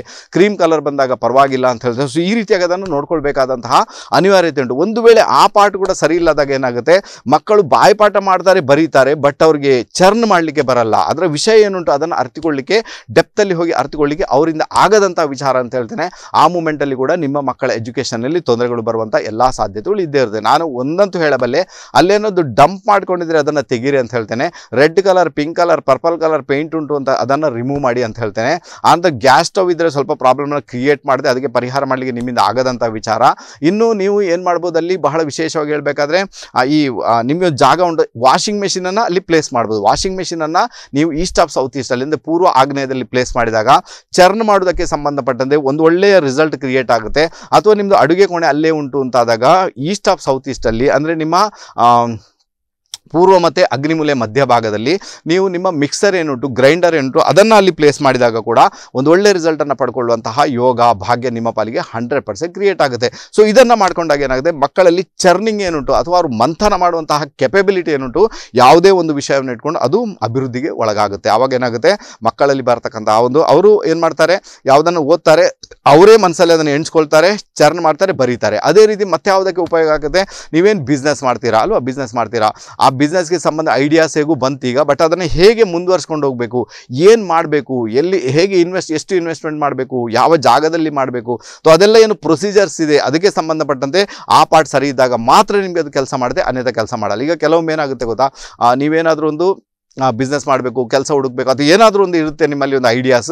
ಸೊ ಐಡಿಯಾಸನ್ನು ನೀವೇನು ಮಾಡ್ತೀರಾ, ಬೇರೆಯವ್ರ ಜೊತೆಗೆ ಹಂಚಿಕೊಳ್ತೀರಾ. ಅಂದ್ರೆ ಮನೆಯಿಂದ ಹೊರಗಿನ ವ್ಯಕ್ತಿಗಳ ಜೊತೆ, ನೋಡಪ್ಪ ನನಗೆ ಇಂಥದ್ದೊಂದು ಐಡಿಯಾ ಬಂದಿದೆ, ಸೊ ನೀನೊಂದು ಐಡಿಯಾ ಕೊಡು ನನಗೆ, ನಾನು ಬಿಸ್ನೆಸ್ಸನ್ನು ಅಲ್ಲಿ ಮಾಡ್ಬೋದಾ, ಇಲ್ಲಿ ಮಾಡ್ಬೋದಾ, ಹಾಗೆ ಮಾಡ್ಬೋದಾ, ಹೀಗೆ ಮಾಡ್ಬೋದಾ, ಎಷ್ಟು ಅಥವಾ ಸೊ ನೀವು ಅವ್ರ ಹತ್ರ ಐಡಿಯಾಸನ್ನು ತೆಗೆದುಕೊಳ್ತೀರಂದಾಗ ಸೊ ನಿಮ್ಮ ಮನೆಯಲ್ಲಿ ಆ ಒಂದು ಚರ್ನಿಂಗ್ ಪಾಯಿಂಟ್ ಏನಿದೆ ಅಥವಾ ಆ ಒಂದು ಮಂಥನ ಮಾಡುವ ಜಾಗ ಏನಿದೆ ಅದು ಡಿಸ್ಟರ್ಬೆನ್ಸ್ ಉಂಟು ಅಂತ ಒಂದು ಇಂಡಿಕೇಶನ್ ಆಯಿತು. ಇನ್ನೊಮ್ಮೆ ಕೆಲವೊಮ್ಮೆ ಏನಾಗುತ್ತೆ, ಗಂಡನಿಗೆ ಬಿಸ್ನೆಸ್ ಮಾಡುವಂಥ ಐಡಿಯಾಸ್ ಬಂತು, ಹೆಂಡತಿ ಜೊತೆಗೆ ಶೇರ್ ಮಾಡ್ಕೊಂಡ, ಹೆಂಡತಿ ಒಮ್ಮೆಲೆ ಅಲ್ಲಿ ಔಟ್ ಬಸ್ಟ್ ಆದಾಗ ನಿಮಗೆ ಇದೇ ಕೆಲಸ, ಎಲ್ಲ ಹಣ ವೇಸ್ಟ್ ಮಾಡ್ತೀರಾ, ಬಿಸ್ನೆಸ್ ಮಾಡೋದು ಯಾಕೆ ಬೇಕು, ಕೆಲಸ ಮಾಡ್ಕೊಂಡು ಸಾಕಾಗೋದಿಲ್ಲ, ಲಾಸ್ ಆದರೆ ಯಾರು ನೋಡೋದು, ಈ ರೀತಿ ಎಲ್ಲ ಮಾತುಕತೆ ಬಂದಾಗ ಒಂದನೇದಾಗಿ ಬಿಸ್ನೆಸ್ ನಡೆಯುವುದಿಲ್ಲ ಅಂತ ಇದೆ, ಯಾಕಂದರೆ ಶಕುನ ಬಂದುಬಿಡ್ತು, ಬಿಸ್ನೆಸ್ ನಡೆಯಲ್ಲ ಅಂತ.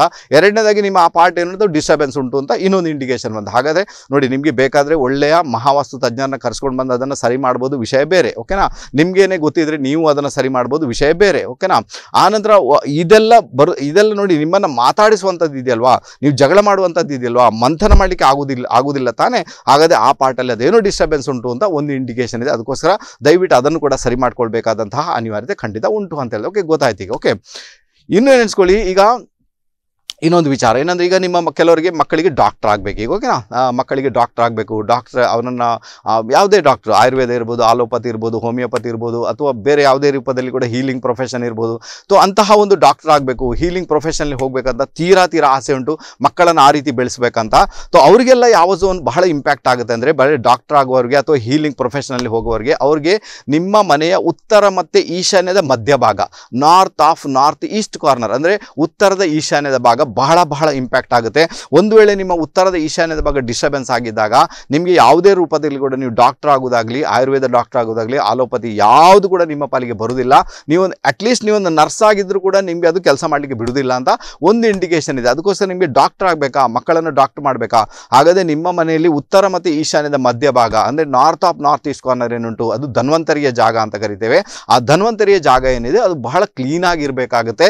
ಅಲ್ಲಿ ಟಾಯ್ಲೆಟ್ ಬರೋದು, ಬಾತ್ರೂಮ್ ಬರೋದು, ಆ್ಯಂಟಿ ಕಲರ್ಸ್ ಬರೋದು, ಅಥವಾ ಅಲ್ಲಿ ಟಾಯ್ಲೆಟ್ ಪಿಟ್ಟನ್ನು ಮಾಡ್ಕೊಂಡಿರೋದು, ಆ ಪಾರ್ಟ್ ಕಟ್ಟಾಗಿರೋದು ಅಂದರೆ ಆ ಮನೆಯಲ್ಲಿ ಡಾಕ್ಟರ್ ಮಾಡಬೇಕಂತ ಯಾರಿದ್ದಾರೆ ಅವ್ರಿಗೆ ಪ್ರಾಬ್ಲಮ್ ಕ್ರಿಯೇಟ್ ಆಯಿತು ಅಂತಲೇ ಅರ್ಥ. ಇನ್ನು ಕೆಲವರು ಏನಾಗುತ್ತೆ, ಜಬರ್ದಸ್ತಿ ಡಾಕ್ಟರ್ ಮಾಡಲಿಕ್ಕೆ ಹಾಕಿರ್ತಾರೆ, ಬಟ್ ಅವ್ರು ಕಲಿಯುವುದಿಲ್ಲ, ಪ್ರಾಬ್ಲಮ್ ಕ್ರಿಯೇಟ್ ಆಗುತ್ತೆ. ಸೊ ಆ ಪಾರ್ಟಲ್ಲಿ ಅದೇನೋ ಸಮಸ್ಯೆ ಉಂಟು ಅಂತ ಆಯಿತು. ಆ ಪಾರ್ಟ್ ಸರಿ ಇಲ್ಲ ಅಂದರೆ ನೀವು 100% ಡಾಕ್ಟರ್ ಆಗುವಂಥ ಸಾಧ್ಯತೆಗಳು ಇಲ್ಲವೇ ಇಲ್ಲ. ಇನ್ನೊಂದು ವಿಚಾರ ಏನಂದರೆ, ಒಂದು ವೇಳೆ ಮನೆಯಲ್ಲಿ ಡಾಕ್ಟರ್ ಇದ್ದಾರೆ ಅಂತ ಇಟ್ಕೊಳ್ಳೋಣ, ನೀವು ಆಲ್ರೆಡಿ ಡಾಕ್ಟರ್ ಆಗಿಬಿಟ್ಟಿದ್ದಾರೆ ಅಂತ ಇಟ್ಕೊಳ್ಳೋಣ, ನಿಮಗೆ ಕ್ಲೈಂಟ್ಸೇ ಬರ್ತಾ ಇಲ್ಲ, ಅಥವಾ ನಿಮ್ಮ ಕೈಯಲ್ಲಿ ಯಾವುದೇ ಜಾದು ಇಲ್ಲ, ಏನಾದರೂ ನೀವು ಟ್ರೀಟ್ಮೆಂಟ್ ಕೊಡ್ತೀರಾ ಅದು ಕ್ಯೂರ್ ಆಗ್ತಾನೆ ಇಲ್ಲ ಅಂದಾಗ, ಸೊ ಸೊ ನಿಮ್ಮ ಆ ಪಾರ್ಟ್ ಅಂದರೆ ನಾರ್ತ್ ಈಸ್ಟ್ ಏನು ಅದು ಟೋಟಲಿ ಡಿಸ್ಟರ್ಬೆನ್ಸಲ್ಲಿ ಉಂಟು ಅಂತಲೇ ಅರ್ಥ ಅದು ಟೋಟಲಿ ಡಿಸ್ಟರ್ಬೆನ್ಸಲ್ಲಿ ಉಂಟು, ಅದಕ್ಕೆ ನಿಮಗೆ ಪ್ರಾಬ್ಲಮ್ ಕ್ರಿಯೇಟ್ ಹಾಗಾದರೆ ಮೊದಲು ಅದನ್ನು ಸರಿ ಮಾಡಬೇಕಾದಂಥ ಅನಿವಾರ್ಯತೆ. ಆನಂತರ ಹೋಗಿ ನಿಮಗೆ ಡಾಕ್ಟರ್ ಆಗಬೇಕಾದ್ರೆ ಅಥವಾ ಯಾವುದೇ ಹೀಲಿಂಗ್ ಪ್ರೊಫೆಷನ್ ಬೇಕಾದರೂ ಕೂಡ ಅದು ಮ್ಯಾನಿಫೆಸ್ಟೇಷನ್ ಆಗುವಂತಹ ಎಲ್ಲ ಸಾಧ್ಯತೆಗಳು 100% ಇದ್ದೇ ಇರ್ತವೆ. ಇನ್ನು ಕೆಲವರಿಗೆಲ್ಲ ಮಕ್ಕಳನ್ನು ಸರ್ಕಾರಿ ನೌಕರಿಯಲ್ಲಿ ಕಳಿಸ್ಬೇಕು, ಸರ್ಕಾರಕ್ಕೆ ಸಂಬಂಧಪಟ್ಟಂತೆ ಅಲ್ವಾ IAS ಮಾಡಬೇಕು, IPS ಮಾಡಿಸ್ಬೇಕು, ನೀವು ಏನು ಬೇಕಾದ್ರೂ ಮಾಡಿಸೋ ಅದಕ್ಕೆ ಸಂಬಂಧಪಟ್ಟಂತೆ ಯಾವ ಝೋನ್ ಇಂಪ್ಯಾಕ್ಟ್ ಕೊಡುತ್ತೆ ಅದನ್ನು ಹೇಳಿಕೊಡ್ತೇನೆ. ಕರೆಯಲ್ಲಿದ್ದಾರೆ, ಜಸ್ಟ್ ಮಾತಾಡಬೇಡ. ಹಲೋ ನಮಸ್ತೆ, ಯಾರು ಮಾತಾಡ್ತಿದ್ದೀರಾ ಮೇಲಿಂದ?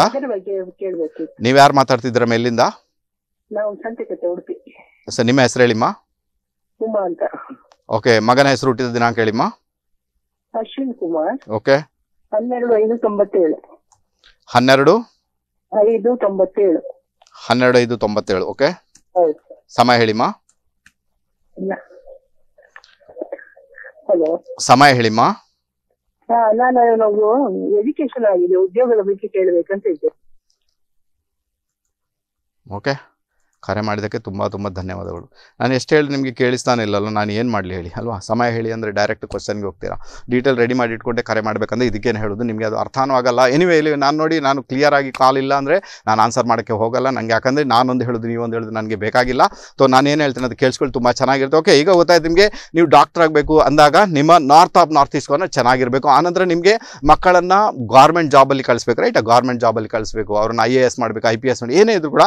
ಸೊ ಇಂಥವ್ರಿಗೆ ಅವರ ಮನೆಯಲ್ಲಿ ಪೂರ್ವದ ಭಾಗ ಏನಿದೆ ಅದು ಬಹಳ ಚೆನ್ನಾಗಿರ್ಬೇಕು. ಅದು ಸೂರ್ಯನ ಜಾಗ, ಸೂರ್ಯನಿಗೆ ಸಂಬಂಧಪಟ್ಟಂತೆ ಗೌರ್ಮೆಂಟ್ಗೆ ಸಂಬಂಧಪಟ್ಟ ಜಾಗ ಬಂದು ನಿಮ್ಮ ಮನೆಯಲ್ಲಿ ಪೂರ್ವದ ಭಾಗ ಇರ್ತದೆ. ಹಾಗಾದರೆ ಪೂರ್ವದ ಭಾಗವನ್ನು ನೀವು ಬಹಳ ಚೆನ್ನಾಗಿ ಇಟ್ಕೊಳ್ಳಿ. ಒಂದು ವೇಳೆ ಅಲ್ಲಿ ಟಾಯ್ಲೆಟ್ ಬಂತು, ಬಾತ್ರೂಮ್ ಬಂದಾಗ ಪ್ರಾಬ್ಲಮ್ ಆಗುತ್ತೆ, ಆ್ಯಂಟಿ ಕಲರ್ಸ್ ಪ್ರಾಬ್ಲಮ್ ಕ್ರಿಯೇಟ್ ಮಾಡುತ್ತೆ. ಕೆಲವರೆಲ್ಲ ಕಚರ ಡಬ್ಬ ಇಟ್ಕೊಂಡಿರ್ತಾರೆ, ಆಗ ಕೂಡ ಪ್ರಾಬ್ಲಮ್ ಕ್ರಿಯೇಟ್ ಆಗುತ್ತೆ.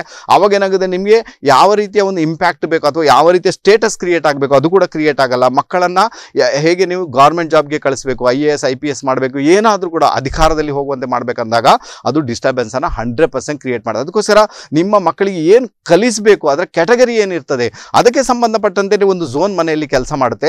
ಹಾಗಾದರೆ ಅಂತಹ ಝೋನ್ಗಳನ್ನು ಕ್ಲೆನ್ಸಿಂಗ್ ಮಾಡಿ ಇಟ್ಕೊಂಡಾಗ ಅವರ ಓದಿನಲ್ಲಿ ಬರತಕ್ಕಂಥ ಅಡೆತಡೆ 100% ದೂರ ಆಗುತ್ತೆ. ಅದಕ್ಕೋಸ್ಕರ ನಿಮಗೆ ಗೌರ್ಮೆಂಟ್ ಜಾಬಲ್ಲಿ ಕಳಿಸ್ಬೇಕು, IAS ಮಾಡಿಸಬೇಕು, IPS ಮಾಡಬೇಕು, ಅಧಿಕಾರದಲ್ಲಿ ಹೋಗಬೇಕು ಅಂತ ಒಂದು ತುಂಬ ತೀವ್ರ ಇಚ್ಛೆ ಇದ್ದಾಗ ನಿಮ್ಮ ಮನೆಯ ಪೂರ್ವದ ಭಾಗವನ್ನು ಆದಷ್ಟು ಕ್ಲೀನ್ ಮಾಡ್ಕೊಳ್ಳಿಕ್ಕೆ ಪ್ರಯತ್ನ ಮಾಡಿ, ಕ್ಲೆನ್ಸಿಂಗ್ ಮಾಡಿ ಇಟ್ಕೊಳ್ಳಿ. ಡಂಪ್ ಇದ್ರೆ ತೆಗೆದುಬಿಡಿ. ಇನ್ನು ಟಾಯ್ಲೆಟ್ ಇದೆ, ಬಾತ್ರೂಮ್ ಇದೆ ಅಂದಾಗ ನೀವು ಬಾತ್ರೂಮ್ ಪರವಾಗಿಲ್ಲ ಅಂತ ಹೇಳಿದ್ರೆ, ಬಟ್ ಟಾಯ್ಲೆಟ್ ಬಹಳ ಸಮಸ್ಯೆಯನ್ನು ಕ್ರಿಯೇಟ್ ಮಾಡಿದೆ, ಟಾಯ್ಲೆಟ್ ಬಿಟ್ಟು ಕೂಡ ಸಮಸ್ಯೆಯನ್ನು ಕ್ರಿಯೇಟ್ ಮಾಡಿದೆ, ಆ ಪಾರ್ಟ್ ಎಕ್ಸ್ಟೆಂಡ್ ಆಗಿದ್ರು ಕೂಡ ನಿಮಗೆ ಸಮಸ್ಯೆಯನ್ನು ಕ್ರಿಯೇಟ್ ಮಾಡಿದೆ. ಆಗ ವಾಸ್ತು ತಜ್ಞರ ಸಹಾಯ ಬೇಕಾಗುತ್ತೆ. ಅವ್ರನ್ನ ಕರ್ಕೊಂಡು ಬಂದು ನೀವು ಅದಕ್ಕೆ ಸಂಬಂಧಪಟ್ಟಂಥ ಟ್ರೀಟ್ಮೆಂಟನ್ನು ಮಾಡಿದಾಗ ಒಂದು ಒಳ್ಳೆ ರಿಸಲ್ಟನ್ನು ಅನುಭವಿಸುವಂತಹ ಯೋಗ ಭಾಗ್ಯ 100% ನಿಮ್ಮ ಪಾಲಿಗೆ ಕ್ರಿಯೇಟ್ ಅಂತೂ ಆಗುತ್ತೆ, ರೈಟ್ ತಾನೇ? ಓಕೆ, ಗೊತ್ತಾಯ್ತು ಅಂತ ಇಟ್ಕೊಳ್ತೀನಪ್ಪ. ಇನ್ನು ಕೆಲವರಿಗೆಲ್ಲ ಏನಿರ್ತದೆ, ವಿದೇಶಕ್ಕೆ ಹೋಗ್ಬೇಕಂತ. ನನ್ನ ಮಗ ಈಗ ಕಲಿತಾನೆ, ಅವನನ್ನು ವಿದೇಶಕ್ಕೆ ಕಳಿಸೋಣ, ಮಗಳು ಕಳೆದು ವಿದೇಶಕ್ಕೆ ಕಳಿಸೋಣ ಅಂತ. ವಿದೇಶಕ್ಕೆ ಹೋಗಬೇಕಾದ್ರೆ ನಿಮ್ಮ ಮನೆಯ ಪಶ್ಚಿಮದ ಭಾಗ ಏನುಂಟು ಅದು ಬಹಳ ಚೆನ್ನಾಗಿರಬೇಕಾಗುತ್ತೆ. ಪಶ್ಚಿಮದ ಭಾಗ ಚೆನ್ನಾಗಿದ್ದಾಗಲೇ ನೀವು ವಿದೇಶಕ್ಕೆ ಹೋಗೋದು. ಪಶ್ಚಿಮದ ಭಾಗ ಡಿಸ್ಟರ್ಬೆನ್ಸ್ ಇದ್ದಾಗ ವಿದೇಶಕ್ಕೆ ಹೋಗ್ಲಿಕ್ಕೆ ನಿಮಗೆ ಬಿಡುವುದಿಲ್ಲ ಅಂತ ಒಂದು ಇಂಡಿಕೇಶನ್ ಇರ್ತದೆ. ಒಂದು ನಿಮಗೆ ಕ್ಲೂ ಕೊಡ್ತೇನೆ ನೋಡಿ, ಏನಾಗುತ್ತೆ. ಫಾರ್ ಎಕ್ಸಾಂಪಲ್ ಹೇಳ್ತೀನಿ ನಿಮಗೆ, ನಿಮ್ಮ ಮನೆಯಲ್ಲಿ 2 ಎಕ್ಸಾಂಪಲ್ಸ್ ಇದೆ ಅದಕ್ಕೆ. ಈಗ ನಿಮ್ಮ ಮನೆ ಇದೆ ಅಂತ ಇಟ್ಕೊಳ್ಳಿ, ಆ ಮನೆಯಲ್ಲಿ ನಿಮಗೆ ಮೇ ಬಿ ಉತ್ತರದ ಬಾಗಿಲು ಪೂರ್ವದ ಬಾಗಿಲು ಬಂದಿರ್ತದೆ, ಬಟ್ ನಿಮ್ಮ ಪಶ್ಚಿಮದಲ್ಲಿ ಎಲ್ಲ ಓಪನ್ ಅಪ್ ಆಗಿದೆ ಅಂತ ಇಟ್ಕೊಳ್ಳಿ. ಪಶ್ಚಿಮದಲ್ಲಿ ತುಂಬ ಬಾಗಿಲುಗಳಿವೆ, ಅದನ್ನೆಲ್ಲ ಓಪನ್ ಮಾಡಿ ಇಟ್ಕೊಳ್ತೀರಾ ಅಂತ ಇಟ್ಕೊಳ್ಳೋಣ. ಸೊ ಅದು ಏನು ಸೂಚನೆ ಕೊಡ್ತಾ ಉಂಟು, ಆ ಮನೆಯಿಂದ ಒಬ್ಬ ವ್ಯಕ್ತಿ ವಿದೇಶಕ್ಕೆ ಹೋಗಿ ಅಲ್ಲಿಂದ ನಿಮಗೆ ಹಣವನ್ನು ಕಳಿಸ್ತಾನೆ ಅಂತ ಒಂದು ಇಂಡಿಕೇಶನ್ ಇದೆ. ಇದು ಒಂದನೇ ವಿಚಾರ. ಎರಡನೇ ವಿಚಾರಲ್ಲಿ ಏನಿರ್ತದೆ ಅಂದರೆ, ನಿಮ್ಮ ಮನೆ ಎಲ್ಲೊಂದು ಕಡೆ ನೀವು ಸೌತ್ ಈಸ್ಟಲ್ಲಿ ಮನೆಯನ್ನು ಕಟ್ಟಿರ್ತೀರಾ ಅಥವಾ ನಿಮ್ಮ ಈಸ್ಟಲ್ಲಿ ಮನೆಯನ್ನು ಕಟ್ಟಿರ್ತೀರಾ, ವೆಸ್ಟನ್ನು ಪೂರ್ತಿ ಖಾಲಿ ಬಿಟ್ಟಿರ್ತೀರಾ, ಯಾವುದೇ ಕಾರಣ ಕಾಂಪೌಂಡ್ ಕೂಡ ಹಾಕಿರೋದಿಲ್ಲ, ವೆಸ್ಟ್ ಪೂರ್ತಿ ಖಾಲಿ ಇದೆ. ಈಸ್ಟಲ್ಲಿ ನೀವು ಈಸ್ಟನ್ನು ಸೇರಿಸ್ಕೊಂಡು ಮನೆಯನ್ನು ಕಟ್ಟಿರ್ತೀರಾ ಅಥವಾ ಸೌತ್ ಈಸ್ಟನ್ನು ಸೇರಿಸ್ಕೊಂಡು ಮನೆಯನ್ನು ಕಟ್ಟಿರ್ತೀರಾ ಅಥವಾ ಕೆಲವರೆಲ್ಲ ನಾರ್ತ್ ಈಸ್ಟನ್ನು ಸೇರಿಸ್ಕೊಂಡು ಮನೆಯನ್ನು ಕಟ್ಟಿರ್ತಾರೆ. ಸೊ ಅಂತಹ ಮನೆಯಲ್ಲಿ ಯಾರು ಕೂಡ ಆ ಮನೆಯಲ್ಲಿದ್ದಾಗ ಬರ್ಕತ್ ಬರಲಿಕ್ಕೆ ಬಿಡುವುದಿಲ್ಲ, ಬಟ್ ಅವ್ರಿಗೆ ಏನು ಪ್ರಾಸ್ಪರಿಟಿ ಬರಬೇಕಾದ್ರು ಬಿಡುವುದಿಲ್ಲ. ಅವರು ಮನೆಯಿಂದ ದೂರ ಹೋದಾಗ ಅಂದರೆ ವಿದೇಶ ಯಾತ್ರೆ ಮಾಡಿದಾಗ ಮಾತ್ರ ಅವರಿಗೆ ಒಳ್ಳೆ ರಿಸಲ್ಟನ್ನು ಅದು 100% ಕ್ರಿಯೇಟ್ ಮಾಡಿದೆ. ಅದಕ್ಕೋಸ್ಕರ ನಿಮಗೆ ನಾಳೆ ಕಲಿತು ನಿಮಗೆ ವಿದೇಶದಲ್ಲಿ ಸೆಟ್ಲ್ ಆಗಬೇಕು, ವಿದೇಶಕ್ಕೆ ಹೋಗ್ಬೇಕಂತ ನಿಮ್ಮ ಪಶ್ಚಿಮದ ಭಾಗ ಚೆನ್ನಾಗಿರಬೇಕಾಗುತ್ತೆ. ಮನೆಯ ಒಳಗಡೆ ಪಶ್ಚಿಮದ ಭಾಗ ಚೆನ್ನಾಗಿರಬೇಕು, ಆವಾಗ ನಿಮಗೆ ವಿದೇಶಕ್ಕೆ ಹೋಗುವಂಥ ಯೋಗ ಭಾಗ್ಯ ಕ್ರಿಯೇಟ್ ಆಗುತ್ತೆ.